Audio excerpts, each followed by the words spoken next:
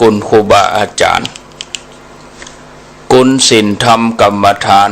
จงมาปกห่มรักษาครูบาอาจารย์พระเจ้าพระสงฆ์ทุกรูปปกห่มรักษาพ่อแม่พี่น้องพ่อออกแม่ออกศรัทธาท่านสาธุชนคนดีผู้สนใจใฝ่ในธรรมทุกท่านขอถวายความเคารพแสดงความนับถือพระมหาเถระพระเถรานุเถระเจ้าคณะพระสังฆาธิการครูบาอาจารย์ที่มีอายุพรรษามีการศึกษามีภูมิธรรมที่สูงกว่าเก่ากับผมพร้อมกันนี้ขอถวายความเคารพแสดงความนับถือท่านพระปลัดภพสังวโรผู้ร่วมรายการประจำวันนี้โดยความเคารพอย่างสูงครับเจริญปอนศรัทธาญาติโยมท่านสาธุชนคนดีป่ออุ้ยแม่อุ้ยป่อออกแม่ออกนักศีลนักบุญท่านผู้ฟังทั้งหลายทุกท่านที่เปิดวิทยุฟังอยู่เวลานี้มาปะกันในรายการสารธรรมยามแรงประจำวันนี้วันพฤหัสบดีที่12เดือนกันยายนพุทธศักราช2562วันนี้เป็นวันเดือน12ออก14ค่ำพร่ำว่าเป็นวันพัดวันพฤหัสบดีเป็นวันโกนเป็นวันห่อวันดาวันพูกเป็นวันพระเป็นวันศีลเป็นวันเดือนเพ็ญเป็นวันเดือน12เพ็ญก็มาตัดในวันศุกร์ญาติโยมท่านทั้งหลายตามปกติทุกวันพฤหัสบดีญาติโยมจะได้ฟังการสนทนาธรรมในวันพุธกับวันพฤหัสเวลาตั้งแต่บ่าย3เป็นต้นไปจนถึงเวลา5 โมงแรงณที่สถานีวิทยุแห่งนี้สถานีวิทยุท้องถิ่นจังหวัดเชียงใหม่ขึ้นพระพุทธศาสนาจริยธรรม FM 96.0 ณห้องส่งวัดยางกวงตำบลไหยาอำเภอเมืองเชียงใหม่ส่งสัญญาณไปที่สถานีแม่ข่ายบนวัดพระธาตุเจ้าดอยสุเทพบัดเจ้าแต่นั้นก็ส่งสัญญาณไปที่สถานีวิทยุ FM 100.25 สถานีวิทยุคณะสงฆ์อำเภอฝางซึ่งตั้งอยู่ณที่วัดพระบาทอุดมน้ำบ่อสาวาสำนักวิปัสสนาเป็นประจำตั้งแต่เวลาบ่าย3เป็นต้นไปสำหรับวันนี้ออกอากาศแถมคลื่นที่ FM 91.0 เบียงหนองล่องเรดิโอก็อนุโมทนากับเจ้าหน้าที่ฝ่ายเทคนิคบ่ว่าจะเป็นฆราวาสบ่ว่าจะเป็นพระคุณเจ้าแถมที่หนึ่งก็ได้รับการแจ้งจากท่านอาจารย์วิสุวัตรวรกิจโจได้ทำการรับสัญญาณเอารายการนี้ไปออกอากาศที่ FM 104.50 แถมตุยสถานีวิทยุเพื่อการศึกษาพระพุทธศาสนาและวัฒนธรรม FM 104.50 ที่วัดฝ่ายหินขอกราบขอบพระคุณเจริญปอนอนุโมทนากับพระคุณเจ้าหน้าที่แล้วก็ญาติโยมที่เป็นฝ่ายเทคนิคอันเป็นฆราวาสตัวเมื่อมาปะกันแล้ว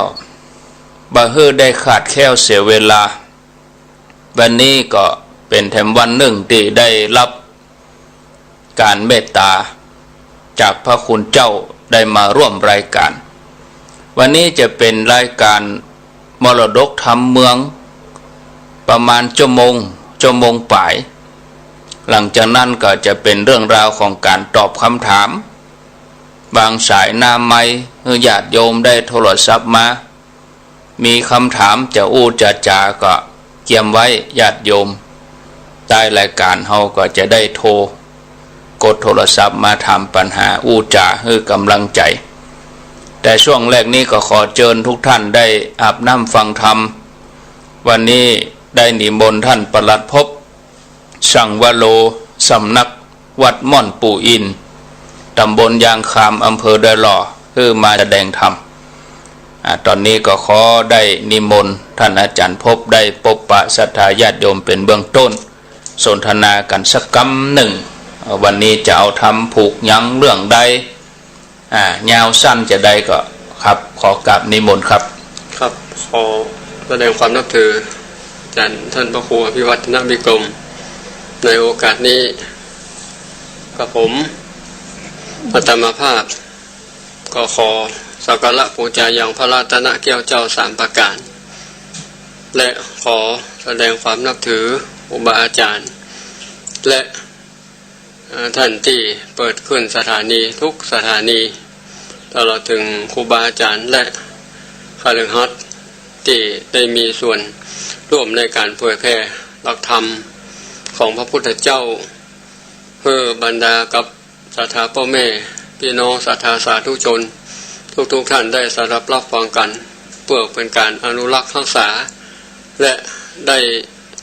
ยินได้ฟังยังทำคำสอนของพระพุทธเจ้าโดยมีครูบาอาจารย์ได้นำมาแถลงหรือว่าได้เทศนา หรือว่าได้มาบรรยายกับพ่อแม่พี่น้องศรัทธาในวันนี้ก็เป็นแถมวาระหนึ่งโอกาสหนึ่งที่กับผมอาตมาภาพก็ได้นำเอาพระธรรมมรดกธรรมกำเมืองมาเทศนาโดยอาราธนาเอาพระธรรมมาเทศนาเรื่องอานิสงส์ญาติคนมาเทศนาเพราะว่าในช่วงนี้เวลานี้ก็เป็นช่วงที่พ่อแม่พี่น้องศรัทธาผู้ที่ใฝ่ถึงคุณงามความดีของญาติพี่น้องที่ล่วงลับดับขันไปก็ตามเหตุตามประเพณีเดือน12 เป็งที่บรรดาลูกเต้าเราหลานก็จะทำบุญอุทิศกุศลให้กับผู้ที่มีพระคุณได้ล่วงลับดับขันไปถือว่าเป็นโอกาสหนึ่งแถมครั้งหนึ่งของผู้ที่รักษาจารีตประเพณีทั้งหลายเหล่านี้ในวันนี้ก็ได้เอาอานิสงส์ญาติคุณมาเทศนาก็ได้กล่าวถึงการที่ทุกท่านจะได้ร่วมตกแต่งด้านเครื่องไตรยตานทั้งหลายต่างๆบางคนเนี่ยได้เตรียมไว้แล้วบางคนก็ไปเสาะไปหามาแล้วเตรียมเครื่องของกินของทานทั้งหลายเนี่ยเพื่อว่าสมัยแต่ก่อนนั้นอีพ่อมักอันยังอีแม่มักอย่างอุ้ยมักอย่างเนี่ยมันก็จะเอาตามที่ได้เคยปฏิบัติได้เคยพอคอยดูแลเมื่อเปิ้นยังมีชีวิตอยู่ในบัดนี้ถึงแม้ว่าเปิ้นจะได้จากครอบครัวหรือว่าจากโลกนี้ไปก็ถือว่าเรายังระลึกถึงคุณงามความดีหรือว่าบุญคุณเนาะคือมีความกตัญญูกตวิธีตาคุณถึงแม้ว่าเปิ้นจะบ่อยู่แล้วก็ตามแต่เราก็ทำเพื่อให้ส่วนหนึ่งเป็นว่าอุทิศกับผู้ที่ได้ลงรับดับขันไปแต่ส่วนหนึ่งก็คือเพื่อเป็นการที่เราท่านทั้งหลายได้ประคับประคองจิตใจเพื่อเรานึกถึงคุณงามความดีที่เพิ่นได้กระทำไว้ฉะนั้นวันนี้อาตมาภาพก็ได้นำเอาอานิสงส์ในการที่เราจะอุทิศให้ญาติที่ลงรับดับขันไปส่วนเนื้อหาสาระของอานิสงส์ญาติคุณเนี่ยมีด้วยประการใดก็ขอให้ท่านผู้รู้ตลอดถึงพ่ออุ้ยน้อยอุ้ยนานแล้วก็ผู้เฒ่าผู้แก่พ่ออุ้ยแม่อุ้ยที่อยู่ทางบ้านทางจองก็ดีก็ทำงานอยู่ก็ดีเนี่ยหรือว่าตกแต่งดานะวันนี้บรรดาได้ดาขนมก็ห่อกินครัวตานก็ฟังพระธรรมคำสอนของพระพุทธเจ้าไปตัวก็ถือว่าเป็นการถือเกิดสติเนาะเป็นที่ตั้งมั่นว่าเราจะกระทำสิ่งใดเพื่อว่าสติเนี่ยสำคัญที่สุดเพราะฉะนั้นในพระธรรมเทศนาในวันนี้ก็ให้เราเตือนสติให้เราว่าในครั้งหนึ่งเราได้เกิดมาแล้วเนี่ยในเมื่อเราบอกแล้วนึกถึงบุญคุณของผู้ที่ให้กำเนิดเราถึงแม้ว่าเพื่อนจะอยู่โดยเราหรือว่าไปจากเราไปแล้วก็ตามเนี่ยสิ่งใดสิ่งหนึ่งบุญกุศลนะเพื่อนว่าบัจเจว่าจะทำเฉพาะ เปิ้นที่จากไปเนี่ยคนที่อยู่เขาก็ทำบุญก็คือเหมือนแสดงความกตัญญูกตเวทิตาคนด้วยกันตอบแทนเนี่ยเหมือนว่าใจสอยเป็นที่เปิ้งเมื่อเปิ้นได้ใจสอยเนี่ยก็คือเป็นการที่เขาได้ตอบแทนบุญคุณในท่านที่ยังมีชีวิตอยู่หรือว่าได้อุทิศกุศลเมื่อท่านที่จากไปเมื่อได้รับอนุโมทนาในบุญในกุศลในวันนี้เอาละขอให้ท่านทั้งหลายท่านศรัทธาสาธุชนนักศีลนักบุญผู้ใฝ่ในหลักธรรมหรือว่าธรรมบรรยายก็ดีธรรมเทศนาแบบพื้นเมืองก็ดีในโอกาสนี้กับผมอาตมาภาพก็จะเทศนาเพื่อเป็นอานิสงส์เป็นบุญและว่าเกิดอานิสงส์ในด้านจิตใจให้กับพ่อแม่พี่น้องศรัทธาทุกท่านในโอกาสอันเป็นมงคลเป็นมังกรในวันนี้และในวันพรุ่งนี้ก็จะได้นำควรกินควรทานไปอุทิศบุญกุศลแต่ละวัดละวาครูบาอาจารย์ทุกที่เขาเป็นศรัทธาก็ดีหรือว่าที่เขาได้นับถือครูบาอาจารย์ก็ดีในโอกาสนี้ก็ขอให้ได้ตั้งจิตตั้งใจสดับรับฟังในโอกาสกาลบัดนี้ นะโมตัสสะภะคะวะโตอะระหะโตสัมมาสัมพุทธัสสะอาจาสิเมอากาสิเมยาติเมตาสาขาจะเมติสาธาโวโดลาสัพโพเลสาดังหลายตั้งยิ่งใจหนุ่มเท่าอันปากันเข้ามาสู่เพื่อกตำบุญเพื่อแผ่กุศลแก่ผู้ตายจากอันตนพลากจากกาไกด้วยมีใจใส่แก่นกาแล้วตั้งหน้ากาตำเดอุติสะภาละมีมากกว้างแก่ฝูงมีกุลมากนักผาดกาวากตัญญูกตะเวทิตามีปิตามันดาพ่อแม่ตั้งฝูงเท่าแก่ตาใหญ่ญาติสหายมวลหมู่ต่างฝูงเจ้าอยู่อาสาลมด้วยอภิลมจมจอบแล้วพระกอบสิเนหามีสามีกาพระลิญาเมียมิ่งลูกเต่าหญิงอุดมตั้งคนจนหลายญาติบ่มีผู้อุปถากคอยแยงมาจุลาจะทำแฝงเลยไล่เขาลวดได้ขาดใจตายเหตุนั้นตันตั้งหลายจูผู้ก็บ่ได้อยู่ดอมได้จริงช่วยกันควายคงตกแต่งนาตามแบบห้องแห่งโบราณมาตกแต่งการลายเยืองอันเป็นเครื่องตานจอมได้ปากันมาพร้อมตกแต่งสร้างแล้วออกจากบ้านมากะทำการเพื่อจัดของตานภายแผ่หือเทอึงแก่ผู้เมื่อมนตามดังพระจินวนพระพุทธเจ้าหากได้บอกเล่าเทศนาว่าปุเพเปตพิทักกินานุปาทานคือว่าการกระทำมันจอบมากประกอบด้วยต่างบุญอุติสกุศลภายแผ่ไปโลดแก่ผู้โมลนาก็ขอได้ผลจากบริโภคได้ลีผลจากทุกโศกตั้งผ่านแล้วไปโสสาทานอันวิเศษของละจากอันเป็นเพศต่ออสุรกายขอบุญตั้งหลายได้สร้างยาลิดมังให้โสนได้ไปเติมนนจอยกรรมอันตันได้พร้อมนำมาเป็นมากาตั้งไตเตาได้ปันเรียบเข้าโสนิปันเป็นดังนิตันปังเก่าจะบอกเล่าใครมาว่าในอาทิตการปังก่อนพระพุทธเจ้ายังทรมาน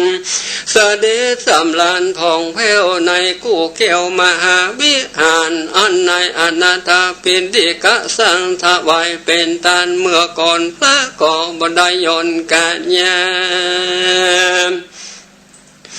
ยามนั้นยังมีพรามนาผู้หนึ่งใส่นามภากุฏมีชื่อไว้ว่าจานุสดีอยู่เมืองสาวัตถีใหญ่กว้างก็มีความสลังสังกาเถิงยังคนนาอันตายจากลาภาไกกาวาญาติกามวลหมู่ตุผู้กู้ยิงใจเขาก็มาขวนไขว่ตุกแต่งยังเข้านำแห่งปัจจัยเพื่อจักอุติสะไปหาแก่ผู้ตายไปพรามมีความสังกาใจบ่แล้วจริงเข้าไปไหวพระตนแก้วศรัทธาว่าพันเตพระขาวาคาแด่พระพุทธเจ้าห่างอันว่าข้านี่เล่าหากสังกาโดยมีปัญญาสะลังอาว่าเขาเหล่านั้นเตตานหายังหมู่วงวานพี่น้องโดยอันมาผมเพียงกันได้ทุกแต่งดาตานหลายสิ่งตั้งเข้านำยิ่งพระใจแล้วก็ไปอาราธนายังภิกขุสังฆาและสามเณรตนมีศีลเสถียรสะอาดมาสู่อาวาสเย้าเดินแล้วกล่าวอัญเชิญตานตนยังสัมปัญญาของตานแล้วก็อุติสนาบุญบานไปโรดถึงยังผู้มวยหมดโมรณาว่าบุญนั้นนะจะได้ถึงอันจะลือต้านเจ้าหรือว่าจักสนไปปังเป่าดอมได้ขอพระบุญภัยจุงเตเตให้ข้อสังเกตและสังกาแก่ผู้ค้าพงเตว่าอันอาทะสัทธายามนั้นพระสัทธาตูนผ่านเที่ยวหากได้ยินแล้วยังกัมพูชาแห่งจานุสนีพรามนามาเก่าพระจริงตันบอกเราข้อสังกาวาดูดาตานพรามแก่บัดนี้ตานมาผ่าลูกแด่ของตานอันโมโลกลานพี่น้องได้มาตกแต่งโยงดาบนเพื่อจักอุทิศกุศลไปหายังญาติกาผู้ตายจากเขาเอาตนพลากหน้าเมื่อมอนบุญกำลอนมีได้แต่งสร้างพละบุญนั้นจักช่วยกำทันทีเกิดหน้าบุญดีพาเสดได้ไปเกิดจันฟ้าไปบนสวยสุขนมีมากบนพระสัตว์เกี่ยววิมานคำบ่มีอันอึผ่านกันอยากเสวยสัมปติมากเหลือลายแม่นว่าแต่งดาตันเตตอดบุญนั้นบอกไปโลดไปเทิงล้นเขานั้นอยู่เมืองคนเมื่อก่อนบ่ได้หอนได้กะตำดีได้ละกวนขี้เข็นข้ากะตำกำหยาบชะตาลนบ่รู้จักบนสักขาบได้กะตำบาปหรือลายกันว่าเขาตายดับขาดก็ไปเสวยบาปในอเวจีเสวยทุกข์ขีดลำบากไฟผู้ไม่อาบเต็มตัวถ้าลงทุกในเมามัวขนาดก็ได้เสวยวิบากแห่งภัยมันบางของเป็นสัตตลิชานน้อยใหญ่เป็นตนว่าพิษไก่หมูมาฝูงอันเก่ามานี่นาก็มีมากได้เสวยวิบากกรรมลายเม้นจะกระทำบุญหือตันไปมากๆพละบุญนั้นหากบอกไปหลอดไปเถิงและพลามมายามนั้นจานุโสดีพรามจริงไว้สาถามว่าพันเตข้าแด่พระพุทธเจ้าแม่นว่าตานอันนั้นบอกไปโลดไปถึงบอกไปเถิงยังสัตว์นรกสักเผาก็ว่าบุญหมู่เขาอันกระทำบนก็จากใดกุศลนนหือไปเกิดในที่ประเสริฐบนสวรรค์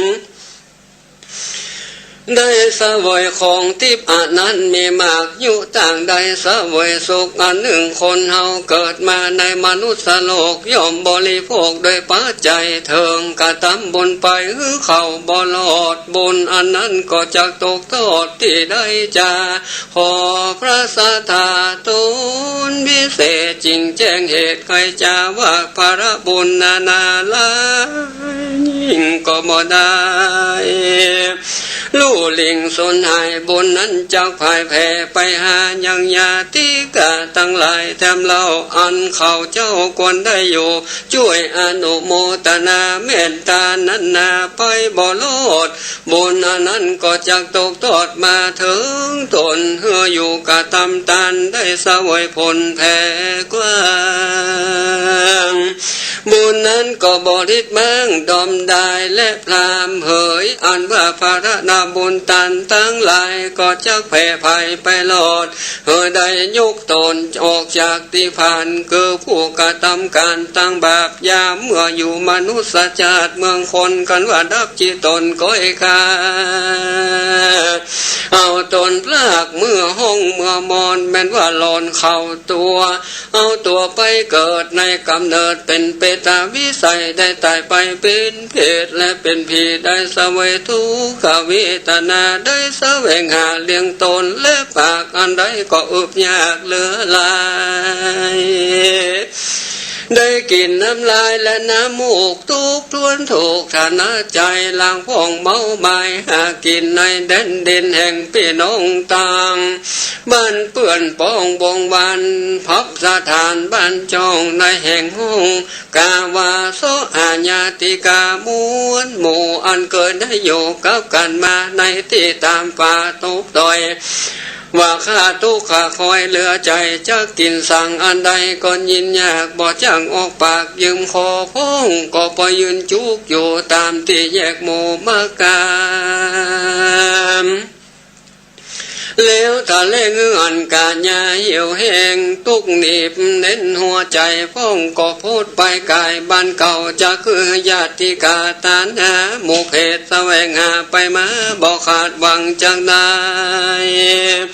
รับน้ำยาดาจอมลางพ้องก็ไปปอมเปื้อนตานใหญ่หวังจังได้รับของตานก็ทำมาผ่านเป่าจอยลวดป้อยเอาตัวเป่ามองได้อันนี้ก็ย้อนกำต่างบางก่อนมากังสอนบิดบังบ่ฮือหมู่บงวานมวลหมู่เริ่มได้ตานอยู่ตัวหามเป็นดังพระสัทธาผ่านแผ่วเตสนาแล้วบ่ผิดแปลกไปไหนและนาเอกังสมายังมีในกาลคาบหนึ่งใส่ปางเมื่อพระติไว้ทะลุงญาณ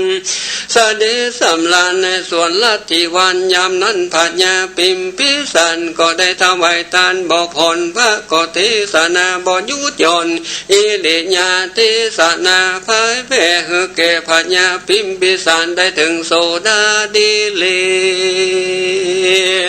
พระญาก็มีใจยินดีจุมชื่นสนุกต้องเตือนในธรรมจริงกะตำตานปางใหญ่ตามเมื่อไฟแห่งศรัทธาถวายโภชนายิ่งโยดเครื่องอาโภคหลายประการยุกโยตาไปหน้าเพื่อพละบุญโยธาโกยตนเต้าบ่ได้อุติสาผลไปหลอดยังหมู่ตายอดวงสาฝูงอันโมละนาตายจากละตนนิภาคไกกามีในวันหนึ่งลาติญามาคอยยามนั้นฝูงเพศใหญ่บุงบานก็ปากันมาสู่สถานนิเวศแล้วก็สำแดงเหตุนั้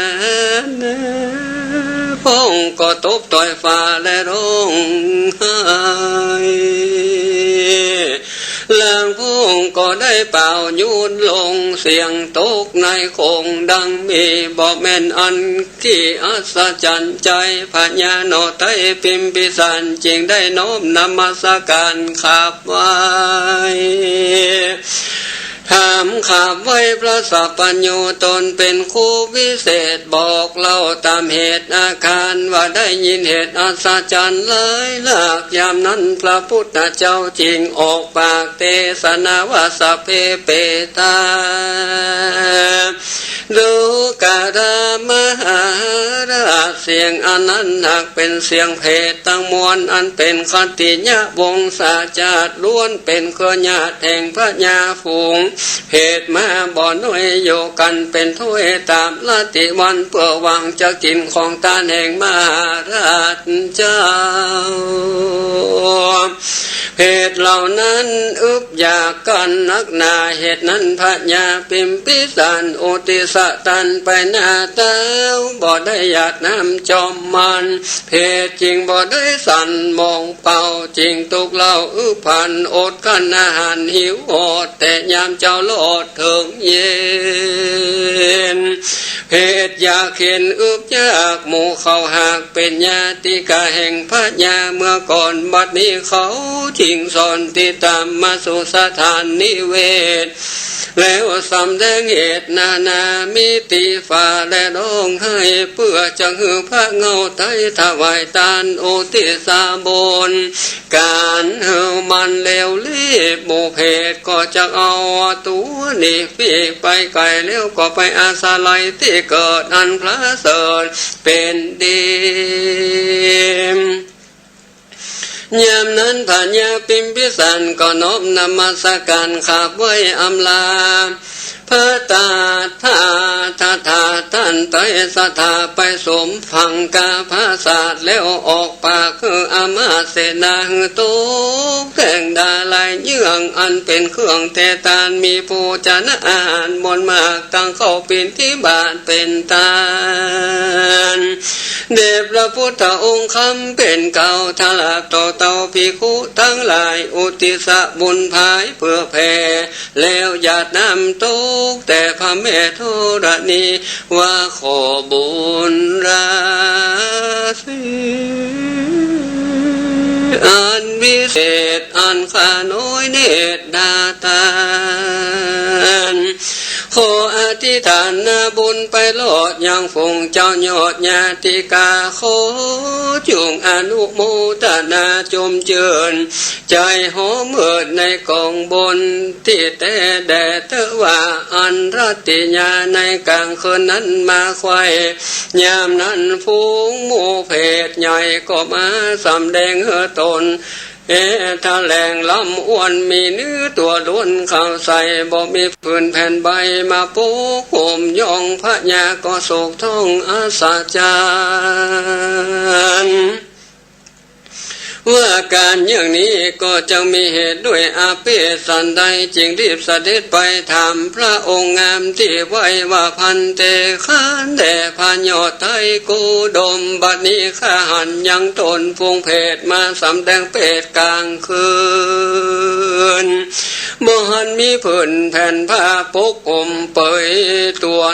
ล่อนจน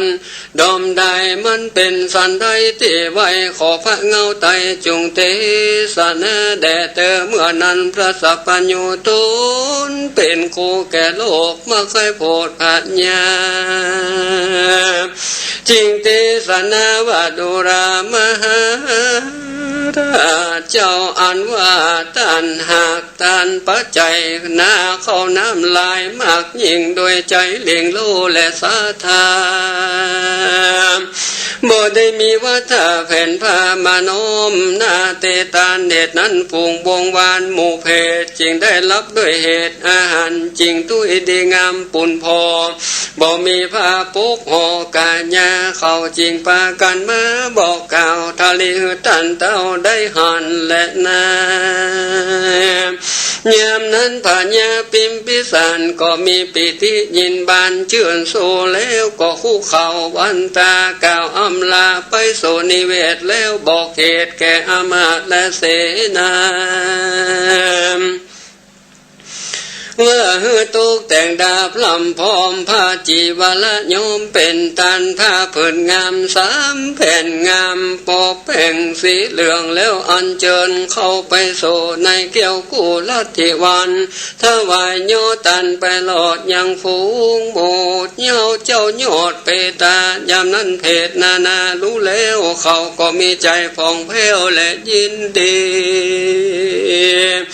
มีการแยวจีอั อันงามสะอาดด้วยพละบุญเลิศพุทธนนจริงมีตนนุ่งห่มผ้างามสะอาดจริงปากันขึ้นไปสู่ปราสาทไปบนนำเอาตนได้ไปเกิดบนจันฟ้าเลิศตาตุสิดาก่อนยนพละบนตานแห่งพระญานั้นเล่ายามนั้นพระญาพิมพิสารจริงนมัสการขับไหวยังพระเงาไตสัพพัญโยตุนเป็นคู่แก่โลกว่าข้าได้โพดเปตาด้วยตานจอมหาเตโตดคือเอายอดผ้าเหลืองสมปันเปิงแห่งสมณเพศอุติสะบนแก่เพศญาติกาจักเป็นสันใดจะบอกแจงขอพระจงแสงเตสนาพงเธอศรัทธาอันว่าพระพุทธเจ้าตนเป็นปิ่นเงาถาลงธรรมจักสำแดงแจงพระจริงแสงเทศนาว่าดูรามหาราชอันว่าพาโยมป่าสามเพลินอันท่านได้ดาดีงามสะอาดนำสู่อาวาเตตาแล้วญาตินาบางไปหลอดยังฝูงเจ้ายอดเปตาฝูงเพศก็อนุโมทนาแล้วก็ได้กัดเกี่ยวไปสู่สวรรค์อยู่สุขเทียมตันโยดยิงได้สวยพละมิ่งลายมากมีนางฟ้าหักยังใหญ่บนบิมันใสสะอาดในพระศาสตร์ไปบนเป็นเทวบุตรเทวดาตนวิเศษก็ด้วยเหตุอันเขาได้อนุโมทนา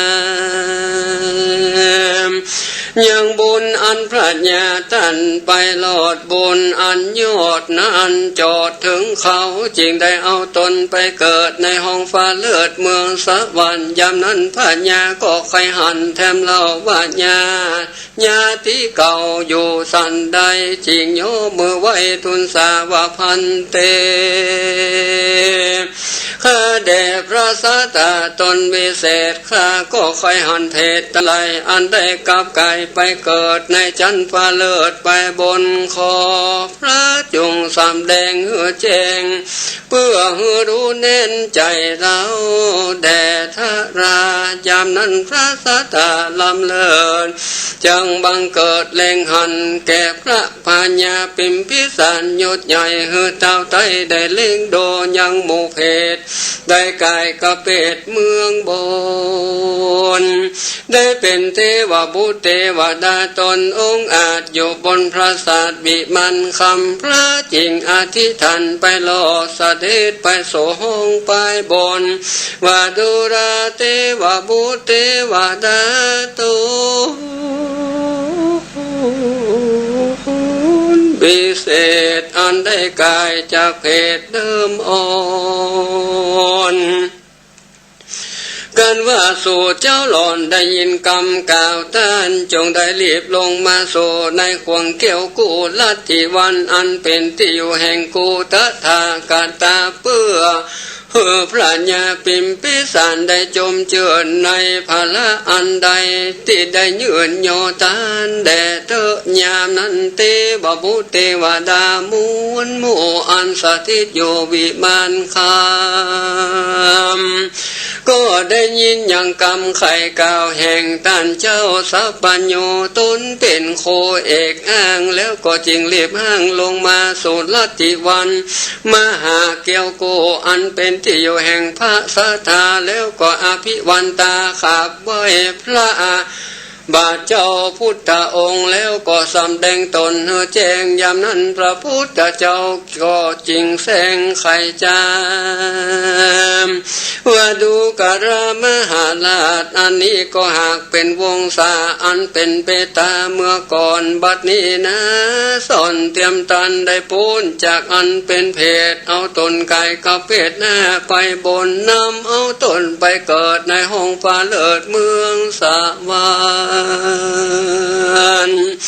ก็ ขอพระละบนตาลแห่งมหาราชได้อุติสยาดน้ำไปถึงกาละเติงมาไข่ก็ลวดได้ถึงสุขและนา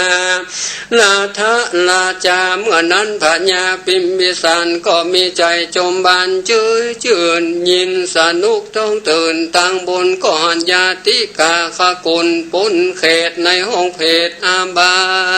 ยเทวบุตรเทวดาหลายมากนะจริงไว้สาโอกาสบาดุรามาราชเจ้าตนเป็นเก่าเงาประจาด้วยอันข้าทั้งหลายพ้นจากเพศก็โดยเหตุต่างบนอันต้านเกื้อหนุนภายแผ่ได้หยาดน้ำแด่เตตานถึงข้าวงวันอันตายจากเอาตนพรากห้องเมืองคนบัดนี้ได้เอาตนไปเกิดบนห้องฟ้าเลิศเมืองสวรรค์พละบุญเติมตันบ่ภาคก็ด้วยเตชะแห่งพระมหาพระบาทลาจาได้กระทำบนมาบ่ขาดจริงบังเกิดถึงสุขเอาตนอยู่สนุกบนภาคฟ้าฝูงโมฆะทั้งหลายเจยบานขอพระองค์กันที่ไว้จงได้อยู่สาสดีแด่เตวาอันแล้วเทวบุตรเทวดาทั้งหลายก็อำลาเจียนจากอำลาจากหันไปสู่เมืองบนเสวยสุขในคงเขตพระศาสตร์ก็มีวันนั้นแลสัทธาอันว่าสัพพัญญูพระพุทธเจ้าตนเป็นคู่เก่าแก่โลกจริงใครอาโภคบาลีว่าอัตตาสิเมอากาสิเมยาติมิตาดังนี้เป็นเก่าปุกะโลอันว่าปุกะละผู้ใดในโลกได้มีความพายโพดเมตตาได้คุณนาแก่คนอันตายจากอันตนพระคงเมืองคนมีปิตามารดาโตเป็นเก้า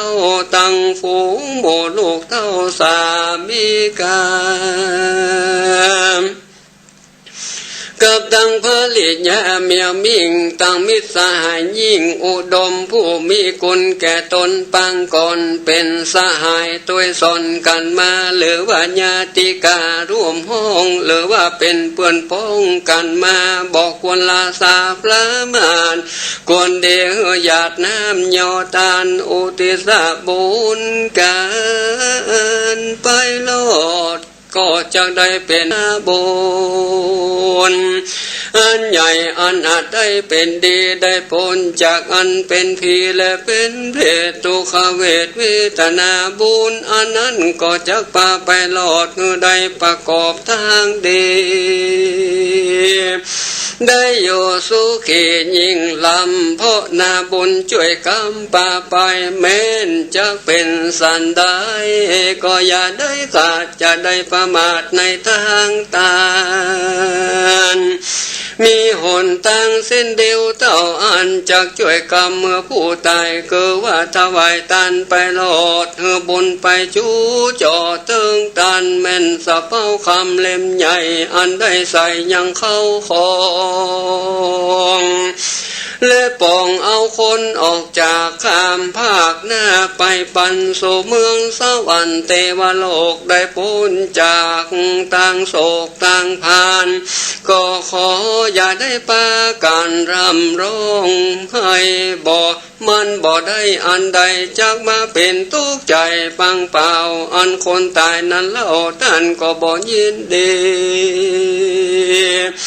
เป็นนาคีแม่น้ำไขว่คว้างเกิดรอบด้านต่างไปกันรำให้หลายทุกยากก็จักลำบากโดยคนไป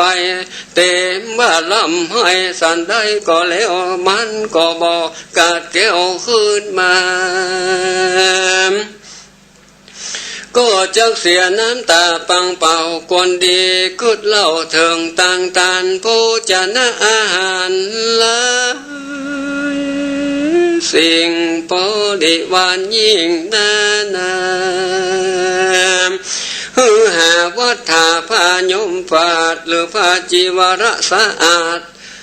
ถ้าโลกวนถ้าลงตานแก่ภิกขุก็ส่งมวลโมก็จักได้อยู่โศกใจแล้วอุติสนาบุญไปโลดยังฝงเจ้ายอดเปตาผู้อันโมลนาตาเจียนจากปากันหยาดน้ำเหนือดินตั้งใจนิ่มเตียงมันของตานอันนั้นไปโดดและไปเถิงไปถึงของลำเปิงเกิดหลอดเถิงยังบุญอันตนได้ทอดเตตานถึงพระดิญาลานและลูกเท่าตั้งหนุ่มเท่าแก่สามีกาตั้งปิตามารดาพ่อแม่อย่าได้เวทตั้งผ่านจงเอากันไปเกิดในที่ประเสริฐเป็นดีพ้นจากอันเป็นผีและเป็นเพศพ้นจากเขตอาบายดังนิยายได้บอกเล่าอันพระพุทธเจ้าเทศนานั้นเตว่ายามนั้นพญาปิมปิสันก็มีใจจมบานจอยจืนเต้าก็สนุกต้องตื่นตั้งธรรมแล้วก็นมัสการขับไปอำลาตนท่านไตสัพพัญญูตนเป็นครูพาแผ่ด้วยอันแจ้งแก่ใจตนก็เสด็จอนไปสู่นิเวศพลาศาสตร์อันเป็นห้องราจาก็มีโดยปลา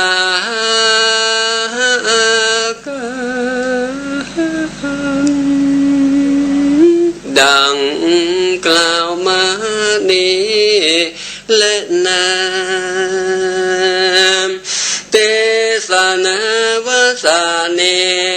ญาติคุณาเนติตากิญาสังวันนาวิเศษกาวหงเหตุธรรมเทศนามีชื่อว่าอานิสงส์ญาติคุณก็บังกมสมเรสเด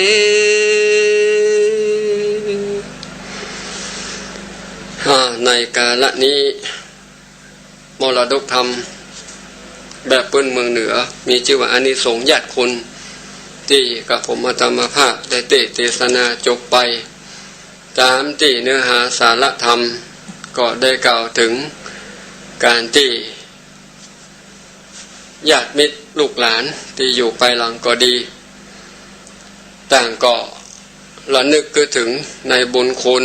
หรือว่าคุณงามความดีที่บุคคลที่เราเคารพนับถือได้ลงรับดับขันไปส่วนเนื้อหาสาระธรรมก็ได้กล่าวถึงการที่ญาติพี่น้องที่ได้ลงรับดับขันไปถ้าลงทุกขเวทนาก็ดีเนี่ยอย่างที่ครูบาอาจารย์พระเจ้าพระสงฆ์ได้หื้อปอนเนาะเพราะว่าฮ้อนบ่ได้อาบอยากบ่ได้กินเนี่ยอยู่ที่ใดที่หนึ่งก็ดีเนี่ยการที่เราท่านทั้งหลายได้ตกแต่งดาเครื่องตายาทานต่างๆเนี่ยก็ถือว่าสำเร็จไปแล้วส่วนหนึ่งเป็นว่าเมื่อใจเกิดเป็นว่าได้ละส่วนหนึ่งเมื่อใจเกิดแล้วก็กระทำให้เกิดขึ้นก็มีข้าวปลาอาหารเสื้อผ้าอาภรณ์ต่างๆเนี่ยส่วนที่จะให้สำเร็จที่สุดในการที่เราจะถวายทานพระญาปิมพิสารก็ได้มีความสล่างสงสัยก็ถามพระสัพพัญญูพระพุทธเจ้านะขอให้บอกเล่าอาการที่เกิดขึ้นต่างๆนานากับพระญาปิมพิสารเนี่ยมีหลายอย่างพระญาปิมพิสารเพิ่นก็กินก็ทานมาเนาะรักษาศีลกินทานมาตลอดทานข้าวปลาอาหารก็มีเหตุอัศจรรย์เพิ่นก็ฝันถึงญาติพี่น้องว่าที่ได้ทำบุญไปแล้วเนี่ยคือทุกอย่างเนาะบอกว่า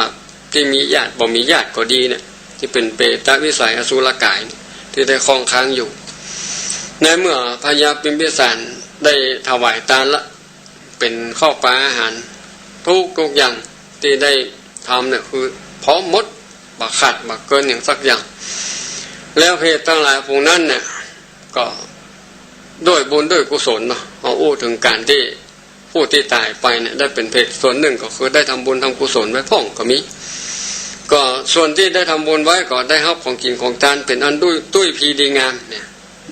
วิญญาณก็เสวยยังอาหารต่างๆที่บ่ได้กินได้ทานก็ด้วยบาปด้วยกรรมที่ได้กระทำไว้ส่วนที่ได้ทำบุญพ่องบาปพ่องเนาะก็ได้รับอาหารการกินก็เป็นอันตุ้ยพีดีงามหลังจากนั้นก็ปัญญาพิมพิสารก็มาเอะใจว่าเจ้าเอาทานไปแล้วไปถามพุทธเจ้าว่าโอ้ประเดี๋ยวนี้เพศต่างหลายพวกนั้นได้รับของกินของทานละมีร่างกายอันอ้วนท้วนสมบูรณ์ดีงามแล้วทำอย่างหนึ่งก็ในเมื่อทานไปแล้วเนี่ยเพศอันเป็นญาติของพญาพิมพิสารเนี่ยก็มาว่าโอ้วันนี้นี่มาเข้านิมิตฝันของพญาพิมพิสารบัดเดี๋ยวนี้ได้กินอาหารการกินทุกอย่างกูอย่างละบัดเดี๋ยวนี้ขาดไปหาญาติเนี่ยมามีเสื้อผ้าใส่คือโปยเนื้อโปยตัวหมดดูดีดูงามน่ะแต่บ่มีเสื้อผ้าอาภรณ์ใส่จะเนี่ยจะใดสงสัยพญาพิมพิสารก็ไปถามปูชาซึ่งพระพุทธเจ้าว่าจะเนี่ยจะใดดีเดี๋ยวนี้มันญาติที่ตายไปเนี่ยได้กินอาหารดีอาหารล้ำก็อย่างแต่บ่มีเสื้อผ้าใส่เดี๋ยวพระพุทธเจ้าก็สำแดงว่าการที่จะให้อันนี้ส่งด้วยเสื้อผ้าอาภรณ์เนาะที่เป็นของติ๊บเนี่ยก็ให้ตกแต่งดายังผ้าจีวรเนาะหรือว่าผ้าไตรตัวเครื่องผ้าไตร3 ผืนแล้วก็อธิษฐานถวายให้กับพระสงฆ์สามเณรครูบาอาจารย์ที่เขานับถือสักการะเนี่ยตนมีเปลี่ยนได้ปฏิบัติศีลอยู่ตามน้ำตามธรรมเนี่ยก็เอาไปถวายทานอุทิศบุญกุศลเพื่อกับดวงวิญญาณของญาติของพญาเจ้าเนี่ยพญาพิมพิสารเนี่ยเพื่อได้ผู้อนุโมทนาพอพญาพิมพิสารได้รับรู้ว่าพระพุทธเจ้าเป็นได้แก้ไขคือเป็นปัญหาเนาะคาใจเมื่อพญาพิมพิสารแล้วก็ไปตกแต่งดาเครื่องถวายข้าตายจีวรแด่พระสงฆ์เอาถึงสมัยเช่นพุทธกาลก็มีพระพุทธเจ้าเป็นประธานโดยพระสงฆ์สาวกเนาะพอถวายเสร็จเนี่ยด้วยอานิสงส์น่ะก็ไปถ่ายเอาเปรตของญาติพี่น้องที่ตายไปมีร่างกายแต่หาเสื้อผ้าอาภรณ์ใส่ไปได้เป็นของทิพย์ก็ปรากฏให้กับเปรตทั้งหลายที่เป็นญาติของพญาเจ้าเมืองพิมพิสารน่ะได้มีเสื้อผ้าอาภรณ์ใส่แล้วก็ด้วยบุญด้วยกุศลที่พญาพิมพิสารได้ถวายทานยังอาหารก็ดียังเครื่องยังผ้าไตรจีวรก็ดีกับพระพุทธเจ้าเป็นประธานก็ได้อานิสงส์นั้นก็ไปถึงยังญาติแล้วก็กายก็เป็นเทวปุตเทวดากันตะโวยติปมิมานคำตามบุญตามกุศลที่ได้กระทำเมื่อยังมีชีวิตอยู่แล้วแถมนั้นส่วนหนึ่งในธรรมพวกนี้เพิ่นได้กล่าวถึงเกี่ยวกับในเมื่อมีบุคคลใดบุคคลหนึ่งเนาะได้ล่วงลับดับขันไปได้จากครอบครัวไปเนี่ยในเราธรรมพวกนี้เพิ่นได้กล่าวว่าเพิ่นว่าบดีญาติเนี่ยบดีไปห้อยนะบดีไปห้อยไปห้องปิงบอลลอยแห่อย่างจังได้ยินบ่อยๆเพราะว่าน้ำตาเนี่ยจะเป็นแม่น้ำใหญ่เกิดหนต่างนะว่าจะขวางต่างบ่ให้วิญญาณนั้นไปสู่ยังภพภูมิตามบุญตามกุศลที่ได้กระทำไว้พระพุทธเจ้าเป็นว่าอย่างถ้าเปิ้นจากไปแล้วน่ะอย่างคนเฮาเนาะเป็นว่าจิตใจนะมันผูกพันบอกว่าไผ่ๆก็ถึงให้เหมือนกันหมดแต่ถ้าพูดถึงลักของพระพุทธเจ้าบรรยากาศไว้ก็คือการห้องให้เนี่ยเหมือนแม่น้ำเกิดหนทางบ่ให้คนตายข้ามผ่านไปได้นี่ในธรรมนี้เปิ้นกล่าวไว้เนาะแล้วก็ถ้าเฮาพูดถึงลักของความเป็นสัจธรรมก็คือความเป็นจริงเนี่ยถ้าเฮาให้ไปแล้วเนี่ยเฮาก็จะ มีความสลดใจเศร้าโศกเสียใจแล้วก็มันจะส่งผลสะท้อนถึงสุขภาพกายสุขภาพใจก็จะป่วยจะบ่สบายไปตัวแหมนะก็คือเป็นกุศโลบายอย่างหนึ่งก็คือด้วยความที่ว่าเป็นห่วงเพราะว่าถ้าเราเป็นรักของพระเจ้าหรือว่าธรรมชาติเพราะว่าถ้าห้อยจนนายธรรมบางพวกเพราะว่าห้อยจนตาแดงเลือดย้อยออกตานะเปิดว่าคนที่จากไปแล้วก็ถึงบักกลับคืนมาละเพราะฉะนั้นเนี่ยสิ่งที่เราจะกระทำให้กับคนตายได้ก็ด้วยในหลักของพุทธศาสนาเราก็คือมีทานศีลเจริญสมาธิภาวนาเนี่ยเป็นหลักเก่าเนี่ยคือเป็นโยนย่อมาให้เราท่านทั้งหลายได้ประพฤติปฏิบัติกันเหมือนเพราะว่าอาตาสิเมอากาสิเมการที่เราจะอุทิศบุญกุศลทั้งหลายต่างๆเนี่ยก็โดยการที่กายพร้อมใจพร้อมและที่สำคัญปัจจัยต้องพร้อมด้วยเราจะกินจะทานอย่างวันพุธเลยเนาะ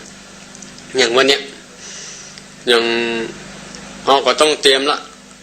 ต้องทำความคิดเกิดขึ้นละเราต้องจดต้องบันทึกว่าจะซื้ออย่างไปกินไปทานเนี่ยคนที่จากเขาไปเป็นครอบครัวเป็นลูกเป็นหลานเป็นญาติพี่น้องพ่อแม่เนี่ยได้จากเขาไปเพิ่นมักเพิ่นกินอย่างนั้นก็ไปถวายตามวัดตามวาตามครูบาอาจารย์ตามคณะศรัทธา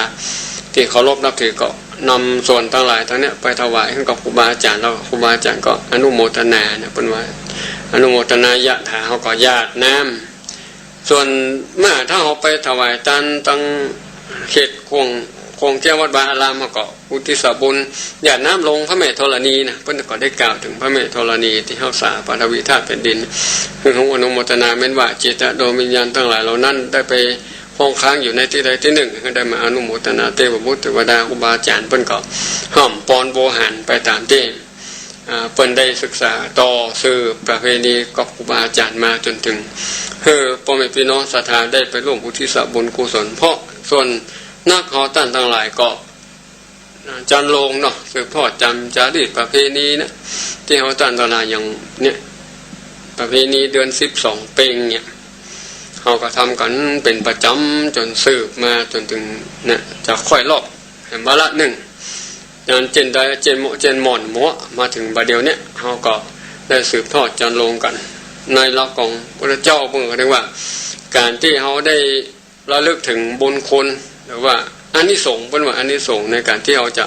อุทิศบุญคุณให้กับญาติคุณหรือว่าผู้มีพระคุณเนี่ยพระญาติได้รับอนุโมทนาด้วยกุศลผลบุญเนี่ยในเมื่อบุญนั้นยังไปบ่ถึงเตื้อเปิ้นยังมีจิตที่อกุศลนักกว่าจะได้รับก็ถือว่าบุญนั้นก็มาเป็นภาวะปัจจัยเป็นตบะเดชะของเฮาอย่างและเมื่อเฮามีบุญนักหรือว่าอานิสงส์ถึงด้วยพ้นจะได้พ้นจากสภาวะของการได้ทำเป็นว่าทำกรรมเนาะอย่างเป็นได้กล่าวไว้ว่ากรรม5ประการน่ะก็คือด้วยบ่รักษาศีล5กายอย่างมื้อเนี้ยในเมื่อกรรมอุนี้หมดไปแล้วหรือว่าเบาบางลงอานิสงส์นั้นก็จากเฮาได้กระทำไหว้พระสวดมนต์เจริญสมาธิภาวนาก็ไปเติมอานิสงส์นั้นให้ไปถึงอย่างญาติที่ได้ล่วงลับดับขันไปถึงแม้ว่าเมื่อยังมีชีวิตอยู่เนี่ยมันเพื่อจะคิดได้จะทำได้มันหมดเวลาไปละบัดถึงมันพอถึงเวลาที่จะทำมันบัดเจอสภาวะที่เราต้องทำได้ละต้องขนขวายได้ละเพราะฉะนั้นเราท่านทั้งหลายเมื่อเรายังมีลมหายใจอยู่เนี่ยก็คือมันบุญสร้างบุญกินบุญทานเนี่ยอย่างพ่ออุ้ยแม่อุ้ยเนี่ยที่เป็นอยู่บ้านอยู่จองเป็นโอกาสดีเนาะวัน6ก็เป็นวันพระตัววันพระใหญ่วันศีลใหญ่ตรงกับประเพณีเดือน12เพ็งเนี่ยแล้วก็ช่วงนี้ก็เป็นช่วงถวายทานแต่ละวัดละวาครูบาอาจารย์ก็มีถวายทานสังฆทานพ่องถวายทานสาระกพัดพ่องเนี่ยเป็นโอกาสเป็นบุญในหลักธรรมที่ครูบาอาจารย์เพิ่นได้เทศเมื่อพัดของที่1ของเดือนนี้เนาะที่เพิ่นได้เอาธรรมเทศนาเกี่ยวกับเปตพีเนี่ยมาเทศนาต่างทั้งหลายนะมันเป็นสิ่งใดสิ่งหนึ่งที่เฮาท่านทั้งหลายได้สดับรับฟังแล้วเนี่ย ในเมื่อมันเป็นสิ่งที่เราได้ทำผิดพลาดไปเมื่อเปิ้นยังมีชีวิตอยู่ถึงแม้ว่าเปิ้นบ่มีเราก็มาแก้ไขด้วยการที่เราปฏิบัติถ้าเราปฏิบัติไปคัดเกลาจิตใจไปเมื่อใจเราเป็นบุญน่ะเมื่อใจเราบ่ขุ่นมัวแล้วเนี่ย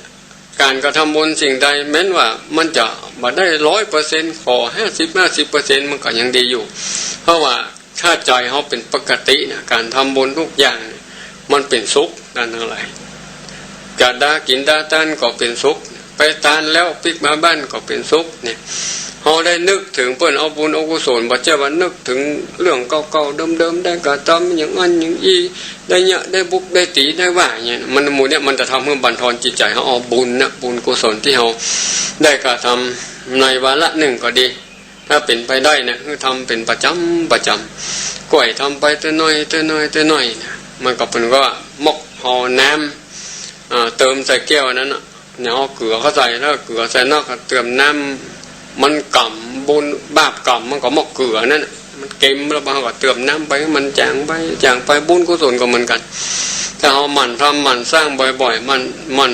เพื่อมันเป็นจริตเนาะเป็นปกติเสมอบ่จำเป็นที่ว่าจะต้องไปทำเหมือนอย่างท่านที่เป็นมีสภาวะที่ปกติหรือว่ามีฐานะดี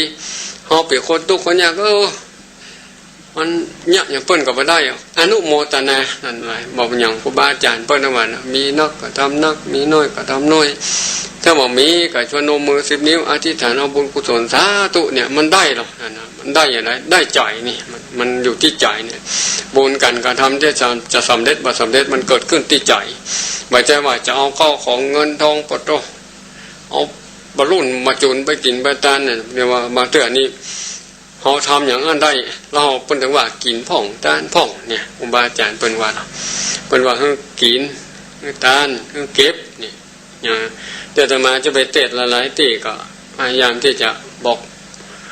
เพื่อกับพ่อแม่พี่น้องศรัทธาเป็นวาระ3อย่างกินทาน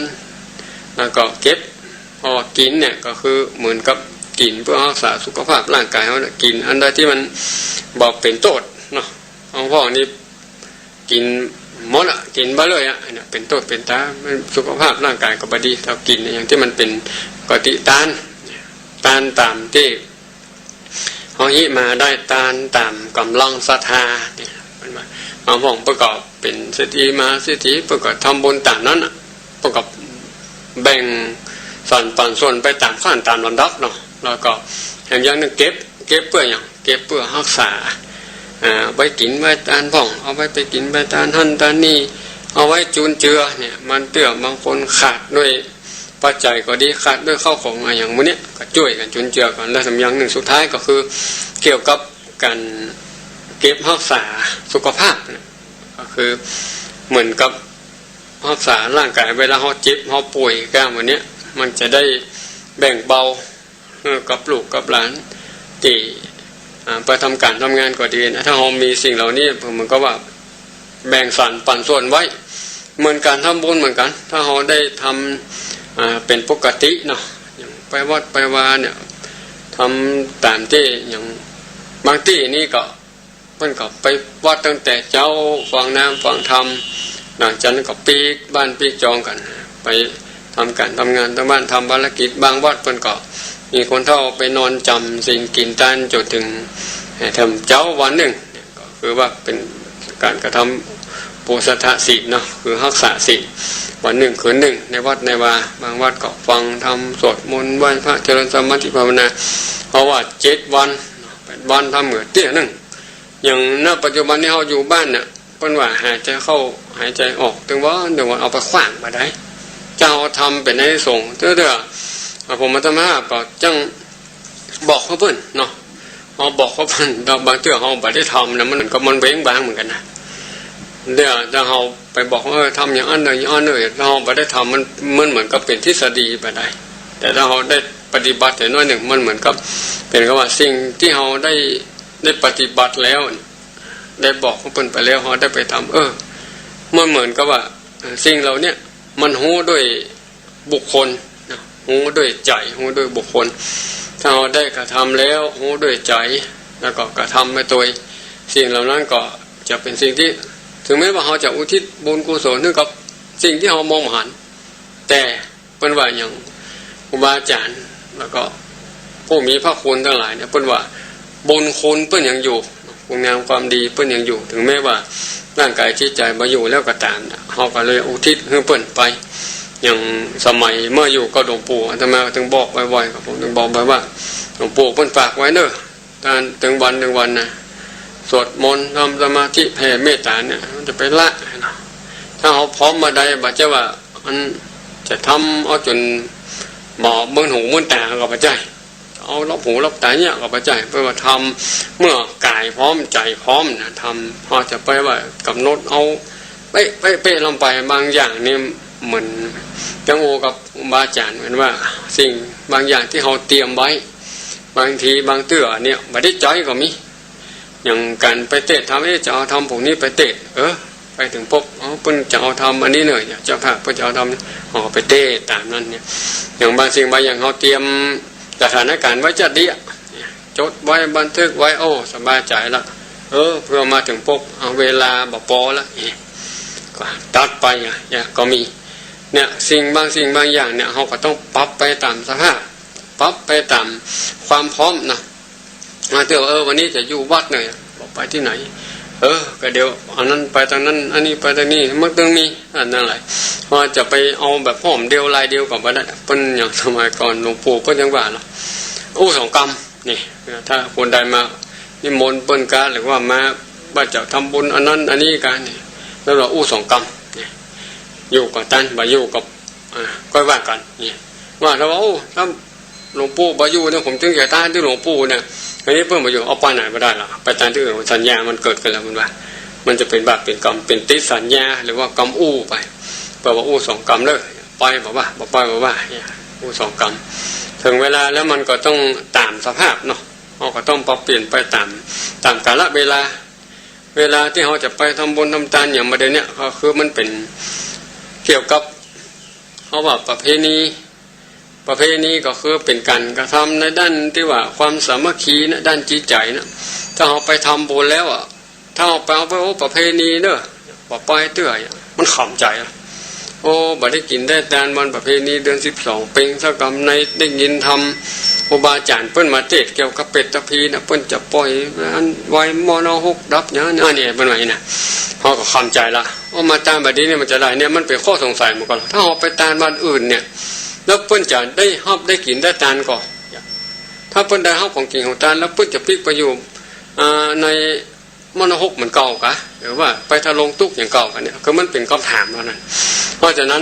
การที่เราทำบุญเนี่ยมันได้ทุกสภาวะเมื่อใจพร้อมเมื่อปัจจัยพร้อมก็คือการทำบุญเนี่ยทำให้สบายใจบุคคลอย่างหลายๆที่ญาติโยมท่านทั้งหลายจังถามมาก็คือเพิ่นว่าบ่ฮู้ถามเนาะงามเมื่อเต็มเมื่อแต่งอย่างมันดูดีดูงามเนี่ยเหมือนกันเพราะว่าการทำบุญเนี่ยมันก็มีข้อสงสัยเหมือนพระยาพิมพิสารเนี่ยเป็นถึงมหากษัตริย์เพื่อก็ยังมีข้อสงสัยว่าการที่จะต้านญาติก็ดีแต่ว่าวงวานเนี่ยที่ได้ลงรับดาวขันไปก็สมัยพุทธกาลเนาะเพิ่นมีพุทธเจ้าเป็นที่พึ่งเพิ่นก็เลยไปตามพุทธเจ้าอันใดเป็นข้อสงสัยก็เลยออกมาเป็นธรรมเทศนาเนี่ยที่ได้เทศนาไปมีชื่อว่าอานิสงส์ญาติคุณเนี่ยนึกพ่อแม่พี่น้องศรัทธานี่คือเป็นธรรมเกี่ยวกับข้อสงสัยของพญาพิมพิสารเนาะที่เอาไปถามพระพุทธเจ้าเหมือนเขาตั้งหลายเหมือนกันเพิ่นว่าเมื่อถามมาเถอะนะคนถ้าถามแล้วนั้นเขาเอาไปปฏิบัตินะหรือว่าเขาปฏิบัติถูกกะบ่ถูกกะอย่างพ่อวิน้อยวินันอย่างตำราเหมือนกันนะพ่อหลายตำราหลายครูบาอาจารย์ถูกก็ฮะนี่ก็ฮะมีอยู่ครั้งหนึ่งแล้วมาก็ไปเทศธรรมเนี่ยแล้วก็มีพ่ออาจารย์เพิ่นมาถามมามาเดี๋ยวนี้นะผมจะเว้นอันเนี้ยตามลำดับอันเนี้ยความจริงมันยาวกะแล้วบัดเดียวมันเวลาแต่เพิ่นก็โยงนาฬิกาว่าเนี่ยผมจะเอาเวลานี้ก็พอเวลาเราย่อเนี่ยย่อกำเวนตาเพิ่นว่าเป็นโวหารเนาะเราย่อได้เอาตามสมควรตามสมเปิงนั่นแหละบางพ่อในพระโลกมันยาวแล้วไปเอาก็ตามนั้นเหมือนเนื้อหาทำเหมือนกันนะทำสมัยนี้ก็คือเพิ่นก็เอาก้อนไกจากครูบาอาจารย์หรือว่านักปราชญ์เนี่ย อย่างบาลีเนาะอย่างสมัยตะก่อนนั้นเมื่อคณะสงฆ์เฮาได้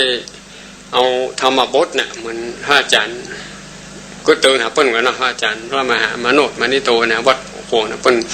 จะช่ำชองในด้านของธรรมบทเกี่ยวกับนิยานิกะธรรมเรื่องนั้นจับเรื่องนั้นเนี่ยมาเตะนะประเด็นนี้ก็เหมือนเฮามาเตะธรรมนี่เหมือนกันนะเนี่ยพระญาปิมพิสารถามพระพุทธเจ้านะว่าการทำบุญทำทานเป็นอย่างไรตานแล้วเขาจะได้ฮับก่อหรือว่าไปปิกไปอยู่ที่เก่าละหรือว่าถ้าเขาไปได้ฮับแล้วของตานนั้นไปไหนเนี่ยมันเป็นกระเพียงคำถามของพระญาปิมพิสารพระพุทธเจ้าประกอบแก้ไขปัญหานะปูชาวิสัชนากับพระญาปิมพิสารได้รับอนุโมทนาถึงบุญถึงกุศล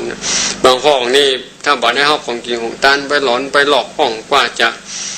ได้ฮับของจริงของตานเนี่ยสวยตุกมานอกเนี่ยแล้วก็คนที่ทำบุญทำทานตั้งหลังก็ตานแล้วหรออย่างแต่สิ่งเหล่านี้เพื่อนมันเป็นสิ่งที่เขาพอมาหันบางเถื่อบางอย่างก็ไปออกในด้านที่เป็นหลังทรงก็ดีอย่างวันนี้คือบางอย่างเพื่อนก็โหดประจานั้นก็มีแต่บางอย่างก็มาเข้าตัวเก่าเหมือนพระญาปิมพิสารเนี่ยก็คือฝันเนี่ยหวานไว้อย่างใดเนี่ยญาติพี่น้องมาห้อยมาหุยมาต่อยมาหลอกเนี่ยความบัดได้กินได้ตานอย่างสักอย่างพระญาปิมพิสารตานอย่างนั้นพระพุทธเจ้าตานอันหลายอย่างแล้วจะได้ว่าวงวานญาติพี่น้องถึงบัดได้ห้าของกินของตานก็เลยมีชื่อเป็นอานิสงส์ญาติบุญก็คือการตานถึงญาติพี่น้องเหมือนน้องตานทั้งหลายได้มีโอกาสก็คือถือเอารักประเพณีหรือว่ารักการทำบุญที่เขาได้ตั้งกำหนดกฎเกณฑ์ขึ้นในแต่ละวัดละวาครูบาอาจารย์แต่ละหมู่บ้านเนี่ยได้ร่วมกันพ่อพ่องกับตานถวายตานต้นเงินพ่องตานสังฆทานพ่องถวายสลากทานพ่องเกิดขึ้นแต่ละวัดละวาเพราะในช่วงนี้ก็จะเป็นช่วงตานสลากกระพัดก้มก็เป็นช่วงถวายตานพระป่ากฐินเนี่ยตามลำดับไปเรื่อยจนถึงว่าเขาได้กระทำบุญกุศลผลบุญใต้ห้องอย่างเปิ้นบ้านอ่ะคนใดที่จะสิ้นลมหายใจเปิ้นก็นิมนต์ครูบาอาจารย์ไปไปจ่านึกฟังว่าเนี่ยนึกถึงบุญเก่าเน้อ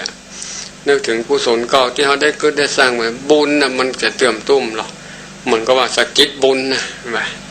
เอาสกิดบุญนี่คนที่จะรับตาแล้วรับจากไปสมัยตะกอนนี่คนเฒ่าคนแก่เวลาถ้ามีคนจะใกล้สิ้นลมหายใจก็เปิ้นคือเอาปุ้ยหนานเนี่ยที่เป็นพ่อจานก็ดีเนี่ยจะเป็นนำสตินะเตือนสติเนี่ยพุทโธเนี่ยธรรมโมเนี่ยสังโฆเนี่ยตามหลักตามนั้นน่ะเมื่อนึกถึงบอกให้ว่าจิตไปตกอยู่กับเข้าของก็ดีให้หน้าปะตั้งสิ่งข้อดีของทั้งหลายเนี่ยนี่ก็เหมือนกันเอากระทำบุญกับเพื่อแบบบอกว่ามันได้ติดข้องสงสัยเนี่ยอย่างพระพุทธเจ้าพระญาปิมพิสารไปถามพระพุทธเจ้าเนี่ยก็คือบอกว่าได้ติดข้องด้วยการกระทำบุญเพราะว่าคนเฮาก็มีบางอย่างบางคนบางท่านมาเปิดวิทยุก็หามาได้ยินแบบเดิมเนี่ยพอจะได้จบละก็มีที่นั่นอาจารย์ได้เทศแต่ว่าได้เนี่ยเราก็บางคนอย่างจะไปทำบุญเขาจะได้เวลาถ้าเขาตานไปแล้วเขาปิกมาบ้านเขาไม่ได้หยัดนะเพื่อก็มีมากกว่านี้คนมันไปข้อสงสัยมาได้ถามได้ครูบาอาจารย์ที่เพิ่นมีภูมิธรรมมีความรู้หรือว่าเอาเนื้อหาจากธรรมเนี่ยที่ได้เทศนาไปบอกกล่าวให้กับท่านทั้งหลายได้หายสงสัยคนเฮาเนี่ยถ้ามันสงสัยอันยังก็จ้างเนี่ยมันต้องย้อนคำย้อนไม่ว่าจะอยู่ดีสบายเพียงใดจะเท่าอย่างจ้างถ้ามันคำจิตคำใจแล้วมันบ่ได้แก้บ่ได้รับรู้จากบุคคลผู้รู้หรือว่านักปราชญ์ครูบาอาจารย์มันก็ยังติดคาใจนะเป็นว่าสิ่งเหล่านี้หรือแม้ว่าเฮาบ่ได้แก้บ่ได้คอยบ่ได้ถามมันพอถึงคำสุดน่ะถ่ายไปก็ยังขำใจอยู่นะเนี่ยมันเป็นข้อสงสัยนะฉะนั้นในวันนี้ก็กับผมอาตมาภาพก็ได้นำเอาพระธรรมของมรดกล้านนาเมืองมาเทศนามีชื่อว่าอานิสงส์ญาติคุณก็ได้เทศนาจบไปด้วยบุญกุศลอันใดก็ดีที่พ่อแม่พี่น้องศรัทธาจะได้ร่วมกินร่วมทานเป็นบุญเป็นกุศลอันใหญ่ในวันเนี้ยวันพุธวันเป็น12เพ็งตามจารีตประเพณีเนาะก็วันนี้ก็ผมก็ได้นำเอาเนื้อหาสาระธรรมมาบรรยายโดยแล้วก็ได้กับพ่ออุ้ยแม่อุ้ยเราพนักศิลป์นักบุญทั้งหลายได้สดับรับฟังก็ขอจบลงคงไว้เก้าอี้ก่อนนี่ก็ท่านอาจารย์ทบครูอภิวัฒนวิคมท่านก็เข้ามาสู่ในห้องสมุดนี้แล้วก็จะจะปราศัยกันแล้วก็ถามข้อสงสัยกับท่านทั้งหลายเนอะสาธุเอาละศรัทธาญาติโยม ได้ฟังการเทศน์น้ำเทศน์ธรรมอานิสงส์ญาติคุณโดยท่านพระอาจารย์พระประหลัดภพสังวโรสำนักสงฆ์ม่อนปูอินตำบลยางคำอำเภอเดอหล่อจังหวัดเชียงใหม่เป็นที่เรียบร้อยไปขณะนี้เวลา4 โมง 15 นาที16 นาฬิกา 15 นาทีก็มีเวลาอยู่ด้วยกันแถมประมาณ45 นาทีญาติโยมจะโทรศัพท์เข้ามาจะจะโทรมาให้กำลังใจก็ว่าจะถามปัญหาก็จะได้เปิดโอกาสเปิดสายให้ท่านผู้ฟังทั้งหลายได้โทรศัพท์เข้ามาเจริญพรเข้ามาที่เบอร์0998366322 ญาติโยมจะจะเจริญพรโทรเข้ามาสายแต่ละสายก็จะรับเสร็จแล้วก็ถ้ามีคำถามก็จะตอบระบายตอบไปพักเป็นช่วงสายแรกเข้ามาเจริญพรอยู่จังใดแม่ออนเนี่ยครับแม่ออนเนาะครับฟังหนูแม่ออนเนี่ยครับอำเภอแม่ออนฟังชัดดีกะครับฟังชัดฟังขึ้น96กะครับฟัง96จะต้องปิดวิทยุแล้วก็กับโทรศัพท์นี่เนอะครับกำอันมันจะหอนวิงว่องจะถามปัญหาก็ว่าโทรมาให้กำลังใจโอ้โหกำลังใจแล้วก็ปัญหาก็มีอยู่บอกเขาอยู่ว่าอยู่พุทธการเจริญพุทธมนต์เนี่ยที่เที่ยวบนบอกคัดเคได้จะถูกครับบางตีเปิ้นพระเปิ้นบักคัดสักเคเปิ้นก็ฮือเจ้าบ้านคัดสักเคนะผมถึงเบาผมที่แกกูเจ้าดีตัวเดียวเนี่ยแล้วเปิ้นมีก็อาราธนาพระปริตก็อาราธนาพระปริตแล้วผมขึ้นนะโบเลยว่ะก็แล้วแต่ละตีแห่งกรรมเนาะผมก็ดึงตัวผมว่าต้องให้ถูกต้องที่ป่าที่งานทั้งบ้านผมให้ผมต้องนิมนต์ได้เลยวันนี้นะแต่เดี๋ยวรอฟังเป็นต้นนี่วัดสาแก่เลยคนเห็นเป็นทางเป็นประธานทุกข้างแล้วนิมนต์มาเดี๋ยวรอฟังในวิทยุเนอะครับผมอนุโมทนาคนไหนจะได้ฟังทำธรรมดาสอนโลกเลยเปิ้นไปเสาะอยู่เสาะหยักไอ้ป่องมันทำเก่าเปิ้นไปเสาะอยู่สอนโลกบางคนว่าเทวดาแล้วคนว่าไปได้ยินไปหลงไปอะไรแม่ผู้เปิ้นไปเสาะอยู่เนอะถ้าป้าก็ได้ฟังถ้าป่อมีก็ส่งเคอรี่มาฮือกำปีวัดผมจะวัดใหม่แต่เช้าก็นั่นกะเปิ้นเสาะอยู่ปะเตอะจะเปิ้นเสาะปะแล้วเปิ้นจะเอามาเนอะโมทนาเจริญพรสวัสดีเจ้าจากที่ไหนอันแม่อายบ้านหนองไคเจ้าหนองไคอำเภอแม่อายเจ้าฟังชัดดีกะอำเภอแม่อายแม่จ้าเป็นความเด็กของใจหน่อยแม่ก็ฟังม่วนดีเจ้า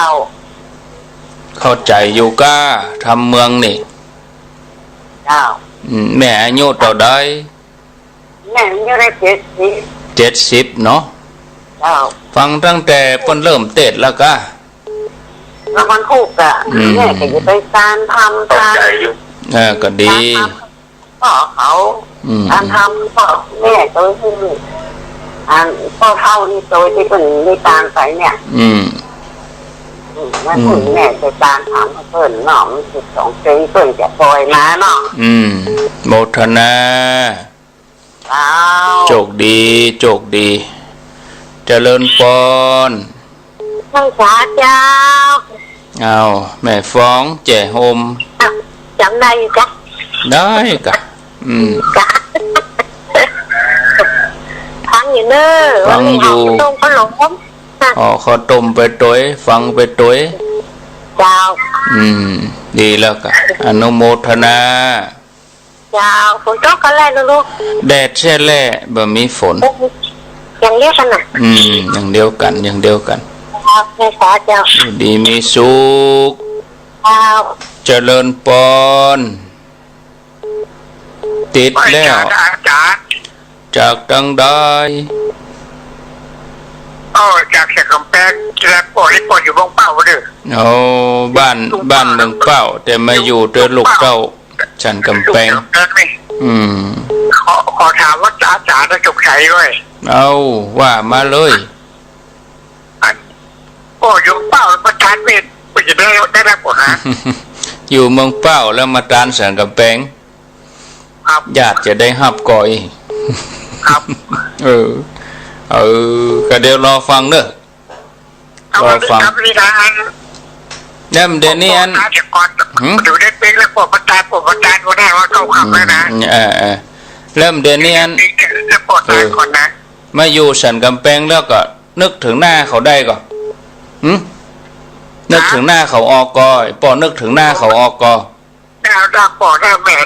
นั่นนะกะปอเรียกคนปอแท้แล้วนึกถึงเขาได้ก็นึกถึงหน้าเขาได้ก็นึกถึงได้ว่านึกได้ก็ได้เขาอยู่สันกำแพงยังพอทีวีช่อง7ได้แล้วก็บอกอย่างนี้ได้ปอทานก่อนได้อยู่เนาะอ้าวเดี๋ยวรอฟังเนอะถ้าแบบว่าเขาขับแล้วปอทานนะเดี๋ยวรอฟังในวิทยุเนอะรอฟังเนอะสาธุสาต่อไปเจริญพรไม่จ่าเจ้าจะปักตังจ้างเขียนว่าจะได้วันนี้เป็นวันแรกที่ตั้งใจฟังฮูดโอทำเมืองตาจะไหลท่านเข้าใจมดเจ้าตอนแรกก็ถ้า3 ผืนอย่างฮะพอดีท่านตะกี้ท่านเฉลยเนาะก็คือท่าใจจีวรนี่นะเจ้าเขาจะเจ้าพอคนเตะเนาะเขาเจ้าก็นึกคือนึกภาพออกไปตัวอย่างเนาะก็แม่เพิ่นฮ้องว่าติเป็นโมเปดเลยนะเจ้าเจ้าอันก็เนี่ยฟังแล้วเพิ่นฮ้องมันกินใจนะเจ้าเจ้าอินดูหมูญาติพี่น้องเนาะเจ้าอาจารย์ทักเพิ่นเนาะเจ้าอุทิศบุญตามหากันไปไว้สาเจ้าโมทนาเปิ้นก็กึดถึงเฮาน่ะกะกองหาลูกเต้าทั้งหลายเจริญปอนไว้สาครับครูบอยครับอยู่ตังใดบ่เดี๋ยวนี้กำลังถึงบ้านเนอะกำลังจะแต่งปัดพระธาตุหลวงลำพูนครับมีวันพุธแล้วกันเนาะครับมีวันพุธแล้วนะครับแมลงจะมีเตียวขบวนเทขบวนนี้ครับวันพุธเปิ้นจะมีสลากย้อมบักหลวงลำพูนย้อมเนาะโอ้ดีกะเอานักเรียนไปทัศนศึกษานอกสถานที่ครับชัดเจนดีเนาะครับดีครับโอ้โมทนาเนอครับสาธุผมครับสาธุ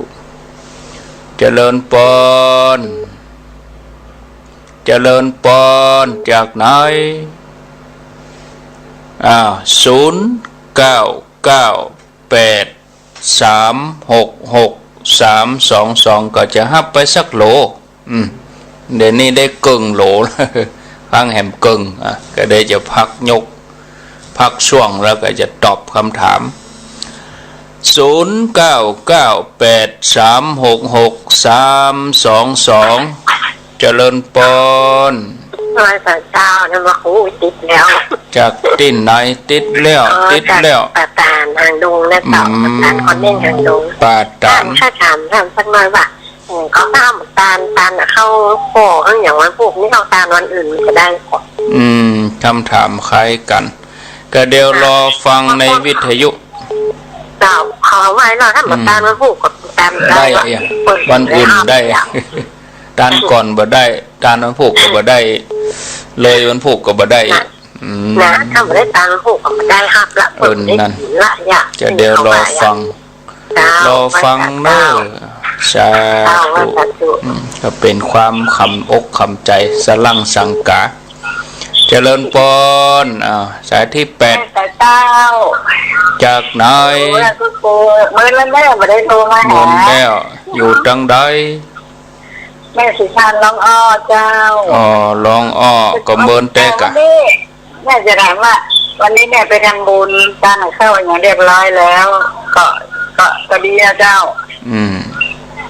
จะถามว่าจะได้แม่จะถามว่าได้เป็นอย่างว่าทำบุญวันนี้แล้วก็เป็นอย่างกะไม่มีปัญหาอย่างกะมันต้องได้ตามนะอุทิศเอาวันถูกอุทิศเอาไม่มีปัญหา no problem เราความแข็งใจมากแล้วกันเนาะเดี๋ยวรอฟังในวิทยุเนอะนี่ก็เหมือนกันถามคล้ายกันตันก่อนตันลุ้นเอาสายที่9เจริญปนไม่สาเจ้าทันพระคุณเจ้าจากที่ไหนจากหนองแฝกเลยสกิดเจ้าเด็ดสกอยว่ามาเลยโอ้เข้าขันจ่าเข้าไปแหวครึ่งทางแล้วทันโอ้ไปเกิงอย่างข้างเดือนเดียวแล้วกะออกวสา13 ตุลานี่ออกวสาแล้วข้างเดือนเดียวเลยอ่ะช่วงเข้าพรรษาเจ้าก็สวดทำนองสวดละครญาติเนาะพระพุทธคุณพระธรรมพระคุณพระสังฆคุณแล้วก็ปิจานันดาเนาะแล้วก็สวดไปเถอะไอ้แม่บทได้ก็ได้บทที่เฮาสวดได้ห่ำไปเถอะนะจะได้สูงเนาะโอ้ก็ได้ก็แน่นอนกะมนต์ใดไม่ท่องบนมนต์นั้นเป็นมนทินเดี๋ยวรอฟังเวลาตาของเข้าพ่อแม่แล้วตั้งญาติแล้วเลยอ่ะเรียบร้อยเลยเนาะแล้วเขาจะญาติติดตะปีได้ก็เราโอ้ก็ได้ก็ไปเป็นอย่างเพื่อก็ตึงตานทั่วไปก็เดี๋ยวรอฟังในวิทยุเนอะเอาสาธุความแล้วใจเนาะสายที่10เอาเจริญปนจากพระเจ้าท่านพระครูจากแม่เตี้ยวศิลาพรเด้อศิลาพรบันโฮงเจ้าฟังถึงว่าเจ้ามาแรงเข้าใจดีแล้วเด้อโอ้เรื่องทำจังสะนี่นะเจ้าดาขอบแบบตัวนี่โดยกับว่าโดยดาขัวโดยฟังโดยดีกันเนาะเจ้าฟังตามไปเรื่อยๆจนถึงเงินดาวขึ้นเลยเจ้าโอ้ดีแล้วโมทนาเจ้าวันใดที่มันก็มีน้ำเขาก็ไปตามเพื่อนได้จอดโมที่แกวันพรุ่งนี้มันจะนับเจ้าสายต่อไปสายที่11เจริญปนไล่จ้าพระโคเจ้าแม่เลือนแสนต่อเจ้าหักเนอแสนต่อแม่เลือนวังเหนียปุ่นเจ้าแม่เลี้ยนว่าจะได้แม่เลี้ยนมันโทรกันจันเห็ดตะพีเจ้าก็มีกะเป็ดตะพีบางวัดเปิ่นก็เต็ดบางวัดเปิ่นก็ตันนะเจ้าบ้านเขานี่วันถูกไงตอนเจ้าเห็ดตะพีตอนใบจะแห่ต้นเงินเจ้าโอ้โหแห่ยังได้มีเหล้ามียาหมอกะมันกลางวาษาแห่ก็แห่บ่ได้กะมันแห่มันมีเหล้าไปเต้นปึงจะได้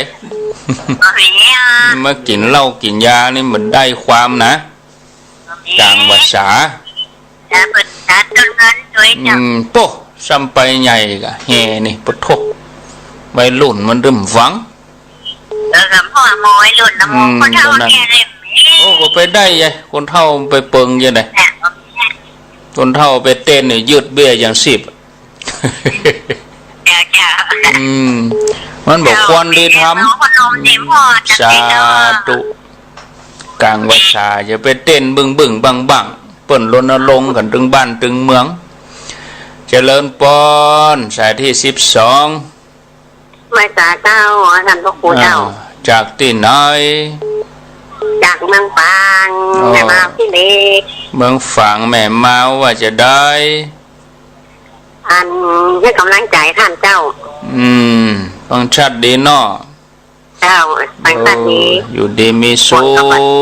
คนตบตุก ธุสาธุมีเหมือนกันแล้วรอก็แดดเสร็จแล้วโมทนาขอบคุณต่อไปขออนุญาตได้พักโทรศัพท์ไว้ตัวอีก่อนเนาะเพราะว่าตามเวลา1 โหล12 สายก็ประเด็นนี้ก็4 โมงครึ่งพอดีข้างแหมเกิงก็เกิงกันพอดีแหมกำก็แหม12 สายถ้าตันเวลามีตึงมด12 ท่าน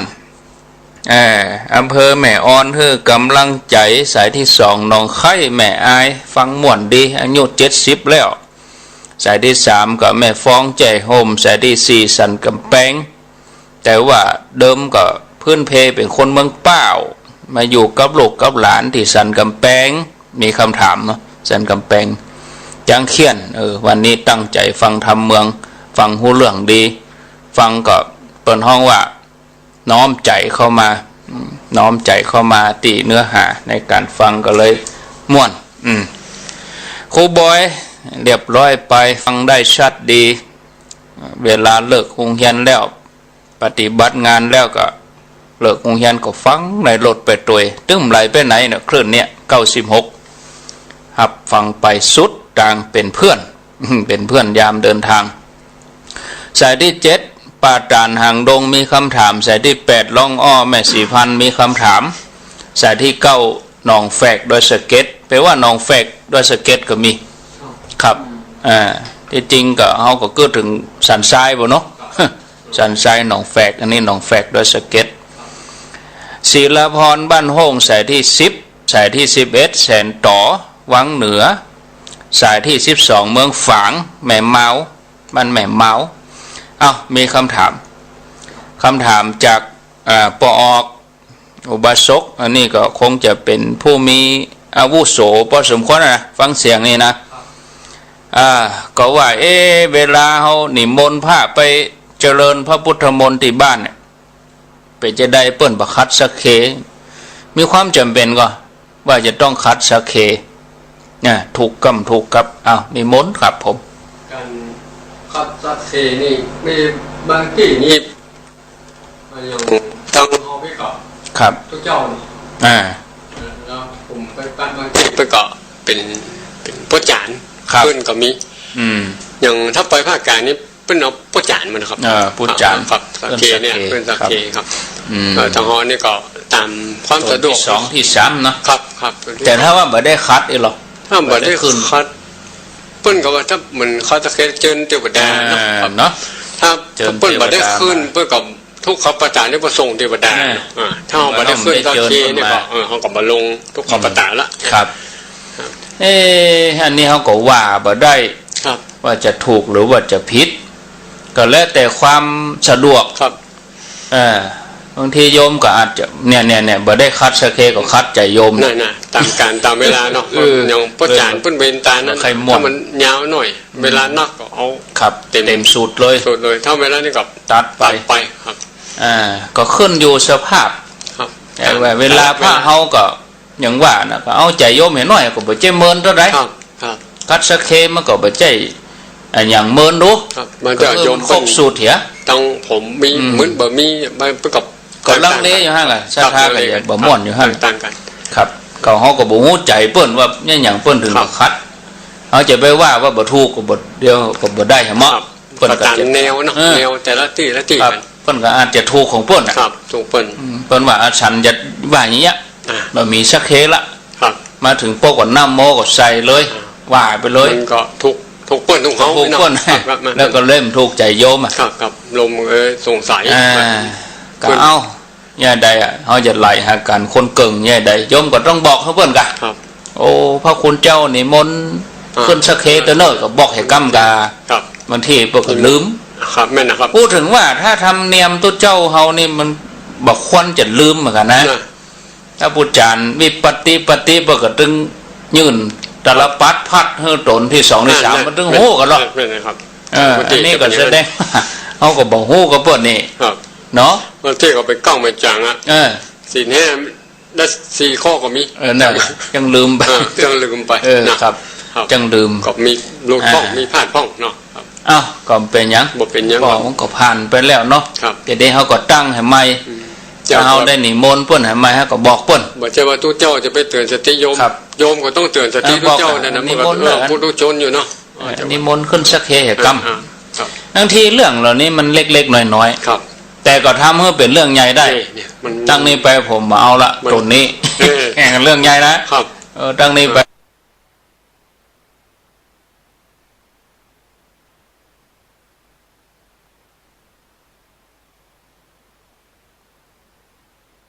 เป็นกำแพงเสีย โอ้เพราะว่าการทำบุญเนี่ย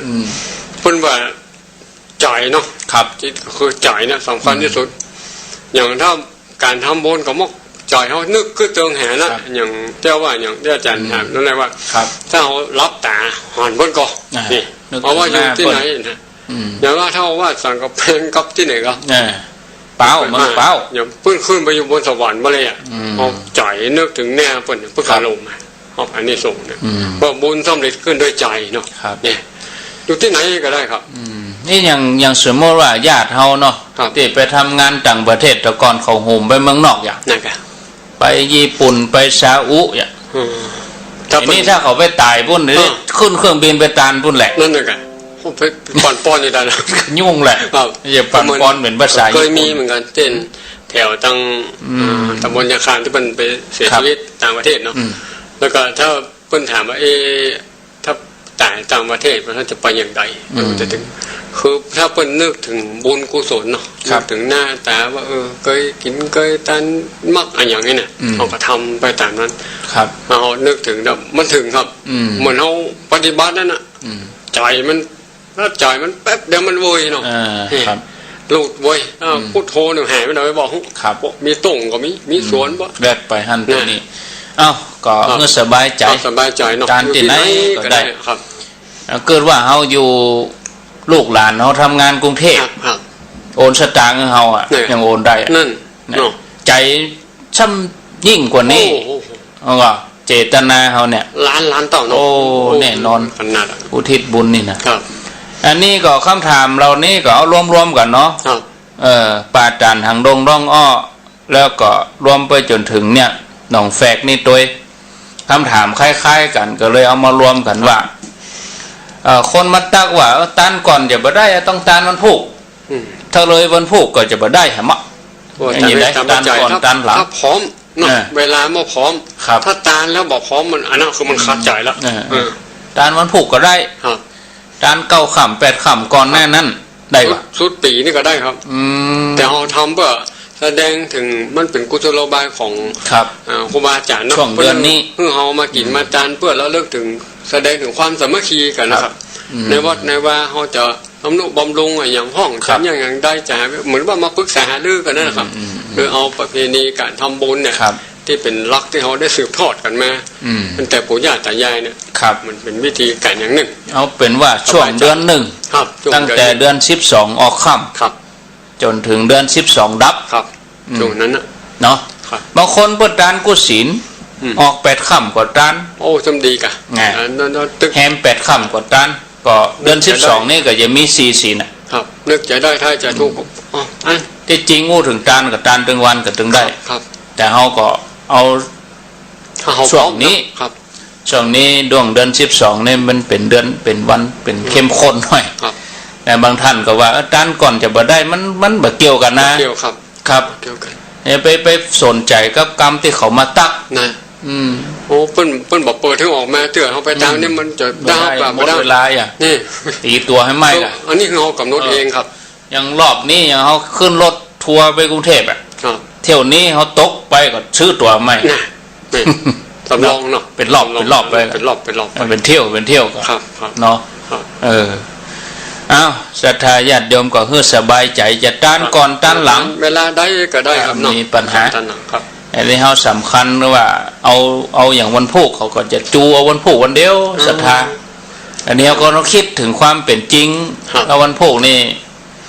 คนก่อนนักก่อนหลายพระเน้นจะได้ใจได้ฉันมันก็บ่ มัน แพ้ ล้นเหลือเนาะ นะมันน้อง ครับล้นนัก เนาะ ไปก็ แล้วไปบูดไปเน่าเห็นแล้วไปหั่นของตานตัวเก่าบูดเน่าพระเดนไม่ได้กินก็มองใจทำเหมาะ นะเอาเหมาะ นะ ถ้าเอาตาลแล้วเปิ้น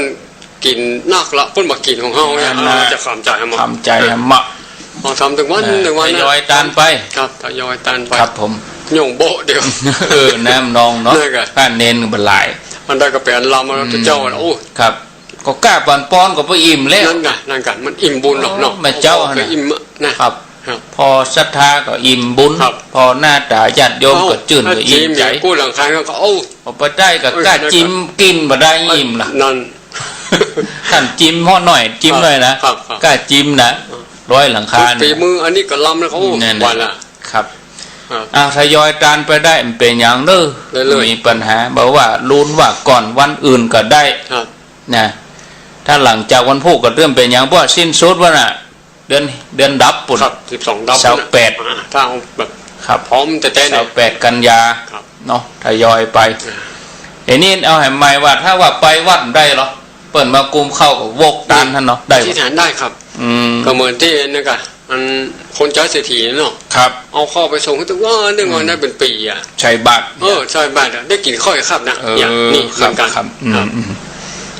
อ้าวโดยสเก็ตก็ว่าสวดมนต์สวดหยังนี่ก็ย่อมก็ว่าไป ดีละทำไปประจำ ครั ป บ ระจำเถอะ บทใดๆก็ว่าไป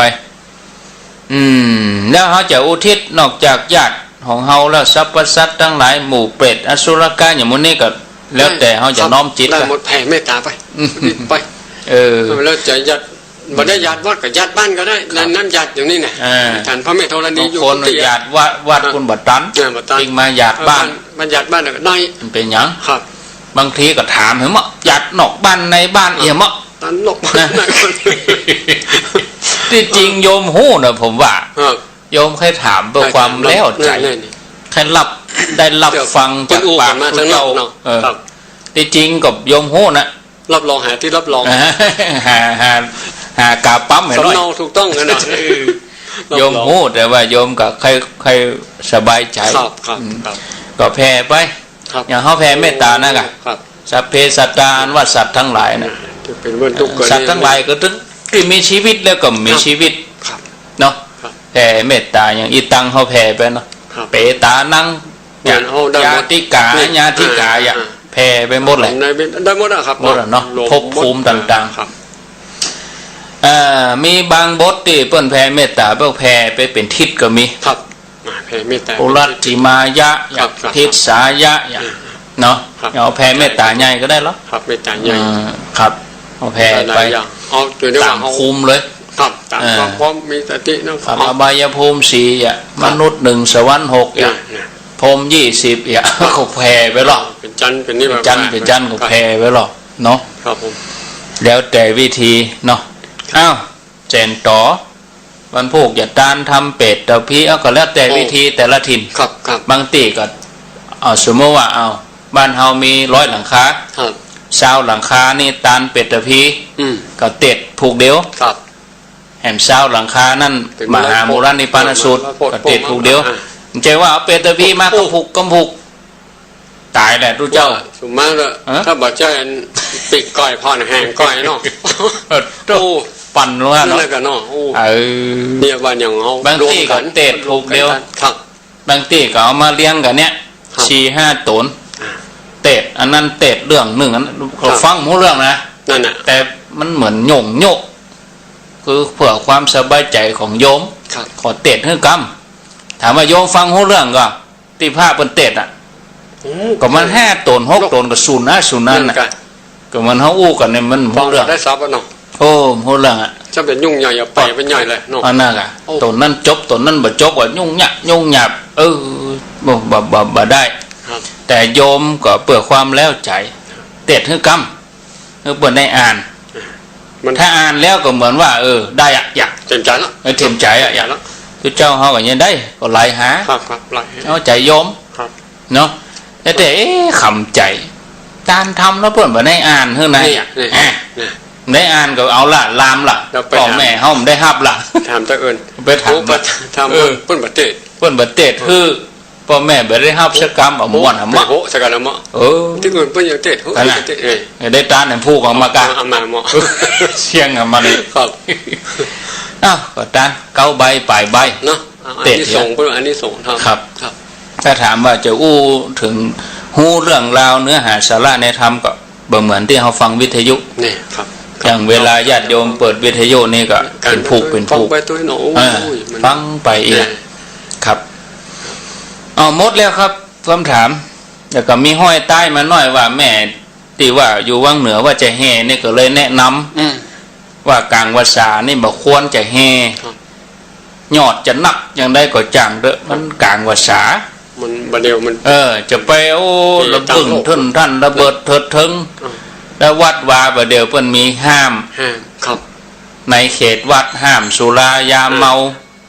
แล้วเราอ่อนวัยรุ่นเขาไม่สนใจแล้วมันกินมันก็แค่ถ่ายรูปเอามาลงเฟซลงไลน์งานเลื่อนเริงแล้วก็ไปวัดตีท่านต้นเวิร์นเป็นเพื่อนฝูงจับจูงมาด้วยกันเพื่อนถึงว่ารถเล่าเข้าวาสาแล้วเอาไปเต้นแย่งนี่มันโอ้อันนี้เปิ้นว่าคนตาดีจูงคนตาบอดคนตาดีไปบ่ฮอดเอาคนตาบอดจูงคนตาดีเพราะนอนไว้รุ่นมันจะเอาม่วนอย่างเดียวนะครับมันมืดบอดแล้วเอาเขามันนำเฮากวนคิดกวนถ้าเฮาเป็นรักเป็นทานเฮาเป็นเท่าเป็นแก่ว่าปุ้นนี่เป่งปุ้นสู่ใครแห่ก็แห่เตอะแห่ไม่กำปีใหม่นะเฮาว่าเขาก็ตึงกินกันตึงบ้านตึงเมืองไงนะมันตามรักวัตถุประสงค์เนาะจะเพื่อจะสร้างก็เป็นถาวรวัตถุเนาะเป็นสื่อพระศาสนาแต่เขาบอกว่าก็ว่าส่งปุ๊บมาม่วนเนาะกลางวาสานี่เพิ่นเฮือนใหม่เพิ่นยังบ่ขึ้นงานแต่งงานเพิ่นยังบ่มีเฮือนใหม่บ่เฮือมีแต่งงานบ่เอาเดือนนี้พุ่นน่ะเดือน3เดือน4พุ่นอันนี้ฝากไว้เด้อเป็นข้อคิดเนี่ยเนาะ3เดือนน่ะกะโอ้อย่าไปแห่นึกว่ามันจะได้ดีเดี๋ยวเทคโนโลยีมันกว้างอย่างแล้วมันเฉพาะโอ้ก็บ้านเฮาลูกมันมาใจอันนั้นมันเป็นศาสนาความหมายคำว่าศาสนาพุทธแล้วเพิ่มตำนี้โยมนะเปิ้นตำนี้พระเฮาเพ่นี่พระนั่นยังบอกศาสนิของเธอเนี่ยมันเป็นเหตุให้เปิ้นบ่ป้องบ่ปรามโจมตีเฮาฐานะที่เฮาเป็นพระเฮาบ่ได้แนะนำโยมไม่ได้บอกให้ศรัทธาแต่ถ้าว่าถ้าเฮาแห่มันม่วนบ้านเฮารู้มันใจนะมันความหมายทั้งหมดมันเป็นเอกเทศเฉพาะว่าบ้านเฮาบ่เกี่ยวกับพิธีศาสนาบ่เกี่ยวกับการกินการทานนี่ก็ตามใจจะเปิดเพลงแห่บ้านก็เรื่องของเธอแต่นี่ปาลบเหตุเพราะงานบุญงานบุญนี่แล้วก็งานวัดแถมตัว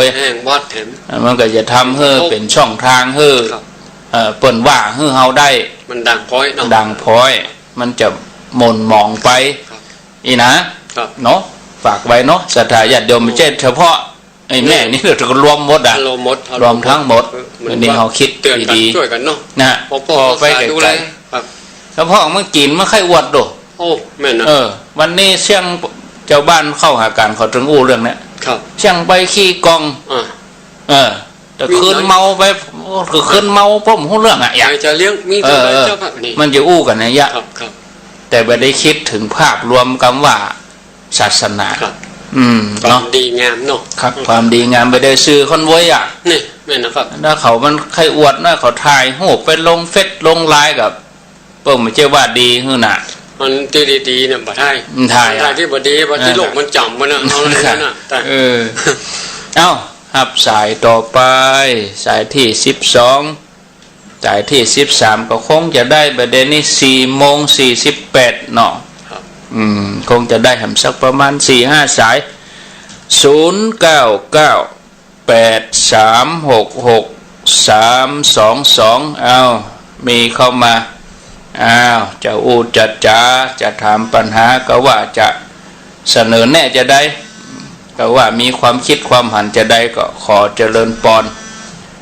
เข้ามาเจริญปอนนมัสการเจ้าจากทางใดทางการแม่สาวอำเภอแม่อายแม่สาวแม่อายวันนี้ฟังธรรมได้โหสั่งสมภพอาจารย์พบเมื่อนั้นหน่อได้ยินนะอาจารย์พบอย่างเดียวใจสมภพปะเนี่ยเดียวอย่างเดียวปะเติมสมเข้าไปเจ้าเมื่อนั้นเราได้ยินหนูตะคืนแถมเนาะ จะขึ้นกับม้วน จะคืนนี่เป็ดกับผี เจ้าเป็นแบบนี้ก็มีแหมอย่างนี้นะเปิ่นถามกันก็ต้องมาเที่ยงแล้วก็ฟังเนี่ยนะเจ้าฟังเปิ่นได้ความรู้ไปด้วยได้ความรู้ไปด้วยเนาะเจ้าได้ความรู้เลยแล้วก็เรื่องกำลังใจถึงสององค์นะเจ้าดีวันที่5 ตุลาก็ปะกันที่พระบาทอุดมเจริญพรไว้สาครับตุลุงผมยมโควิดเรื่องทางโควิดว่าจะได้ยมโควิดตุลุงว่าจากวันพุธผมจะไปการสังฆทานและการกันข้าวเมื่อกับป้าอุ้ยแม่อุ้ยและแม่อุ้ยแล้วก็ในกรณีพ่อตาแม่ยายผมนี่ผมมาเคยหันหน้าเพิ่นจะเตือนนะเพิ่นตายก่อนที่ผมจะเอาลูกสาวเพิ่นมาเป็นแม่บ้านละแล้วเพิ่นดูเพิ่นแม่ห้องสอนผมก็เลยกึศแค่ชื่อเพิ่นอย่างเดียวเนี่ยแต่ติดตามมาตลอดเลยนะผมจะกึศแค่ชื่อเพิ่นตอนนั้นสกุลเนี่ยเพิ่นจะได้บุญกว่าครับจะได้รับอานิสงส์ก็ต้องเฮือนโยมนั่นเป็นตัวกะสี่ภรรยาเป็นตัวกะครับไปตัวกันแต่ผู้เตือนเขาไปตัวก่อนนะเจอบางกรณีบางศีลนี่เพิ่นไม่ได้ไปตัวจะมาคุกเลยก่อนผมก็คงจะได้ไปคนเดียวเพราะเพิ่นทำงานนะครับแล้วเพิ่นไม่ได้ไปแล้วก็ผมคงจะต้องไปคนเดียวผมก็เลยกึศเอาแค่ชื่อแต่นามสกุลเพิ่นก็เขียนเนี้ยเขียนชื่อใส่ซองท่านเนอะเขียนชื่อใส่ซองแล้วก็กึศอย่าทำอย่าตลอดผมจะทำทุกงานแล้วเพิ่นจะได้ครับอันนี้ส่งบุญบอกครับที่ผมทำอย่างเงี้ยเดี๋ยวรอฟังเนอะโมทนาเจริญพ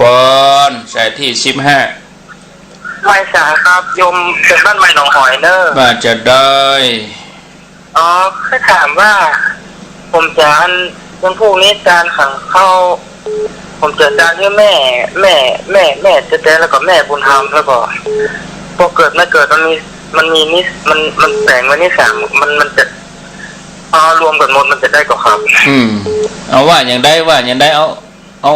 ถามแห้งๆถามคำถามแห้งๆอันพวกนี้ผมว่าจัดการขังเข้าคือมันจัดการให้แม่บุญธรรมได้เพิ่งเสียไปแล้วแล้วก็แม่เจ๊ที่เพิ่งเสียไปเมื่อแล้วนะครับแล้วก็รวมถึงพวกเกิดไม่เกิดมันจะได้ก็ครับ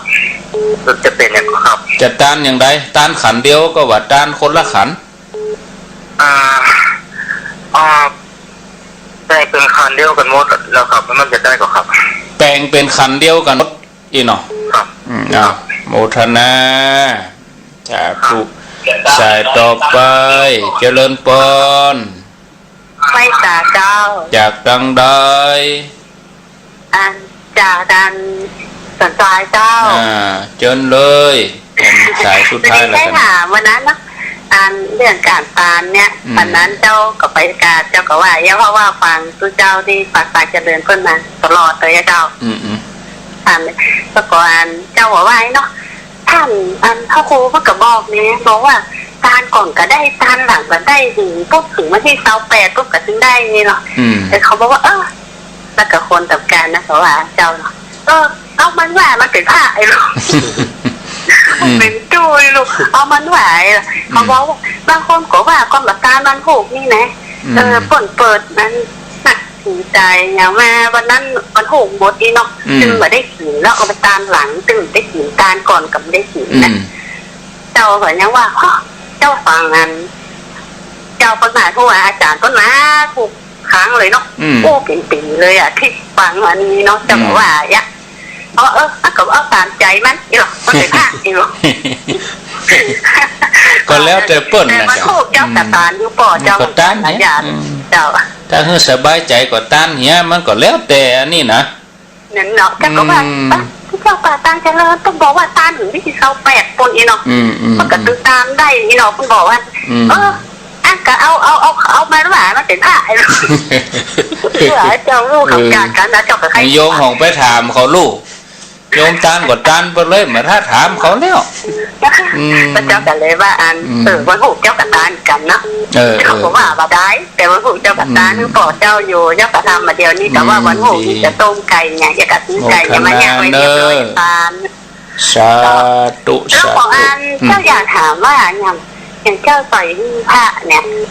จะใส่ผ้าเนาะทุกวันเจ้าจะใส่ผ้า ใส่เจ้าที่เจ้าตาอย่างนี้นะแต่เวลาเจ้าซื้อขนมเนี่ยมาใส่เนี่ยเจ้าแบ่งใส่เพราะว่าเจ้าใส่ถึง5 ปีแบบนี้เนาะมันจะได้กว่าท่านพระครูว่าจ้ะก็เอาถ้ามันใส่ก็ใส่ไปเนี่ยเนาะคือเจ้าจะซื้อมานะแต่ซื้อมานี้แล้วก็แบ่งใส่ก็คือว่าใส่ที่ว่าใส่ตั้งครูบาอาจารย์ใส่แล้วก็ใส่บ้าน2 หลังเลยเนาะ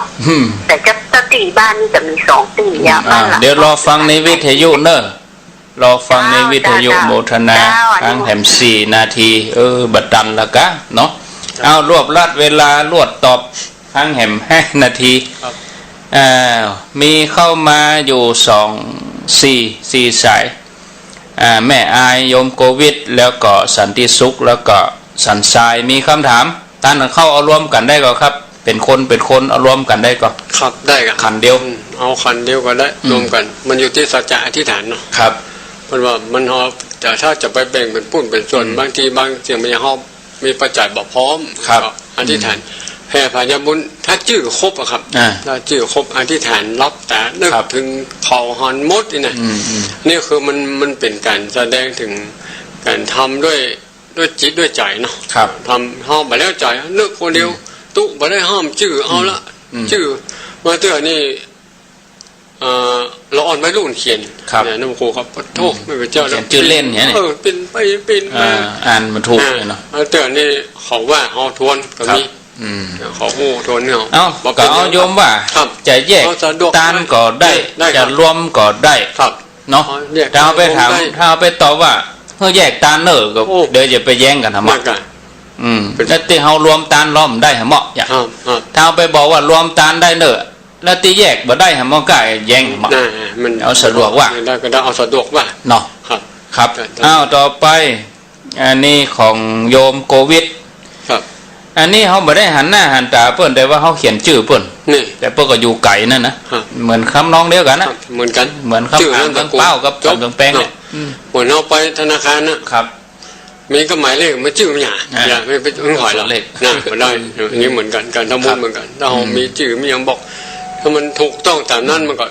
ประบุญถึงเนาะครับนะครับอันนี้ส่งเหมือนกันนะก็บางทีอย่างขอโทษเนาะเราอ่อนที่เขาแท้งเนี่ยเขาแท้งนี่ยังไม่ได้ตั้งชื่อก็มีนี่เป็นตัวนะครับตาลให้ลูกที่แท้งก็ถึงแล้วหรอแต่ยังไม่ได้หันอย่างสักอย่างอ่ะถือว่าเนี่ยเอาเป็นก้อนเลือดนึกถึงเนาะนึกถึงบุญเนาะนึกถึงที่เขาได้เกิดมาได้มาอยู่กับเขาเนี่ยตาลไปเนาะช่วงนึงครับมาได้หันกันก็ไม่ได้ติดข้องเนาะครับเพื่อความสบายใจคะแนนเขาเขียนชื่อเวลาเขาภาพเปิ้นอ่านแล้วก็ชื่อก็ตามที่เขาถ้าว่าชื่อเพิ่นมีเขาเรียกว่าชื่อฟ้าหรือชื่อแดงชื่อก็บ้าไปครับเกิดใจฮอดครับเอ้ามาแถมท่านหนึ่งอันนี้อยู่สันทรายครับต้านก่อนต้านโน้นก่อนมันเป็นคำถามที่ทกเถียงเปิ้นถามกันเปิ้นถามกันก็ตัวเจ้าก็อู้ได้กับมันฮับตานมันเป็นตนปั่นปอนก็บ่ว่ากันเนาะแล้วแต่โยมมาตานเวลาใดก็พระมีหน้าที่ปั่นป้อนก็ถูกแล้วลูกโยมตานเวลาใดเขาก็ปั่นป้อนแต่เพียงแบบว่าเขาแนะนำเปิ้นบ่ได้ตีความถูกต้องก็ไปถามตนไหนเปิ้นก็ตึงว่าอย่างเงี้ยแนะนำ1 เดือนถึงวันที่28ถึงวันเดือนดับแต่ที่เขาว่านี่คือว่าวันพวกมันสะดวกเขาอ่ะมันพร้อมแน่มันพร้อม12 เป้งนี่คือว่ามันสละกันหมดอย่างคนคนนั้นตายได้กี่ปีแล้วตายอายุเท่านี้เป็นปีมันก็แล้วแต่โยมเลยถ้าโยมสบายใจคนนี้ก็แม่อีมันแต่ยันหรอกมันเป็นคำถามกันก็เลยไปอู้กันพอการบุญไปเป็นข้อสงสัยนี่เขาก็เป็นเพียงของคนแนะนำครับแนะนำไปโยมมาวันนี้เขาก็ปั่นป้อนวันเนี้ยครับมาถูกเขาก็ปั่นป้อนถูกอ่ะก็บดเดียวแล้วนะเอวังหดตู้แล้วนะโทษท่านเนาะยะถาชัดปีแตกก็ซ่องอ่ะมาห้องก็ซ่องอ่ะเนาะโยมมาโลยันเจ้าโขนอ่ะอย่างอ้าวเรื่องใส่เจ้าตีเขาจะแบ่งไปใส่ได้ก็4-5 ที่นี่ซื้อขนมมาเหมือนเขาแบ่งน้ำตาลเนี่ยมาหวีกล้วยหวีแบ่งเป็นไว้หั่นแก่นหั่น2 กำแก่นก็แบ่งไปเราบ่แพ้เพื่อเราบ่แพ้เนาะครับไปเป็นอย่างเนาะครับบ่เป็นอย่างครับบ่แพ้ครับเราจะไปแบ่งแล้วกล้วยหวีก็ปะโถหวีก็อีทก็เจ้าตีน้อยเดียวกล้วยค่อยได้ละได้ใส่ตึงวันอ่ะเอ้าก็ได้ยกคือท่านพระครูตุ้งปะเก็ตเด้อ ท่านพระครูถ้าอยากฟังอย่างนั้น โอ้ครับผม อยู่สันทรายหรอก ครับครับ คำถามเรื่องว่าตัวเจ้าก็ว่าได้กับเป็นโตนวันป้อนเลยนะเดี๋ยวท่านพระครูตรงประเกตตอบ ครับผม เนาะ ครับ ก็แล้วแต่โยมเป็นความคิดพระมีหน้าที่ ครูบาอาจารย์ของกำลังเนาะ ครับ แต่เพียงแนะนำบ่ได้ นั่นแหละค่ะ ถ้าเพื่อนจะตานวันผู้เขาก็บอกว่าอย่าง ดีอ่ะมันพูดก็ดีอ่ะวันนี้ก็ดีอ่ะ แต่เขาแนะนำว่ามันจะแบ่งเบา อ่า แบ่งเบาบางทีพระจะได้ครบได้ฉันเต็มที่ มาอาจารย์อยู่ตนเดียวอย่างโอ้ ครับ ครับ คือคนฟังเพื่อนก็เข้าใจ นั่นกะ แต่คนบ่ฟังก็บ่เข้าใจมาเข้าใจกันอย่างเงี้ยมันก็จะแย่งกันอย่างเงี้ยบัสมานฉันท์ ครับจะลง กับ ลง กับมา มาได้ ลงตัดตัวเจ้าเห็น ตุกบนว่า มันตึกขึ้นถึงหล่องเนาะตัวเจ้าเนี่ย เรารับ ต้องชม ท่านกำลังติดตามรับฟังสถานีวิทยุกระจายเสียงพระพุทธศาสนาแห่งชาติและสังคม คลื่นเพื่อการศึกษาพระพุทธศาสนาและวัฒนธรรม ระบบ FM 104.5 เมกะเฮิรตซ์ รายการต่อไปเป็นรายการสารธรรมคำเมืองดำเนินรายการโดยผู้ช่วยศาสตราจารย์ดร.วิโรจน์ อินทนนท์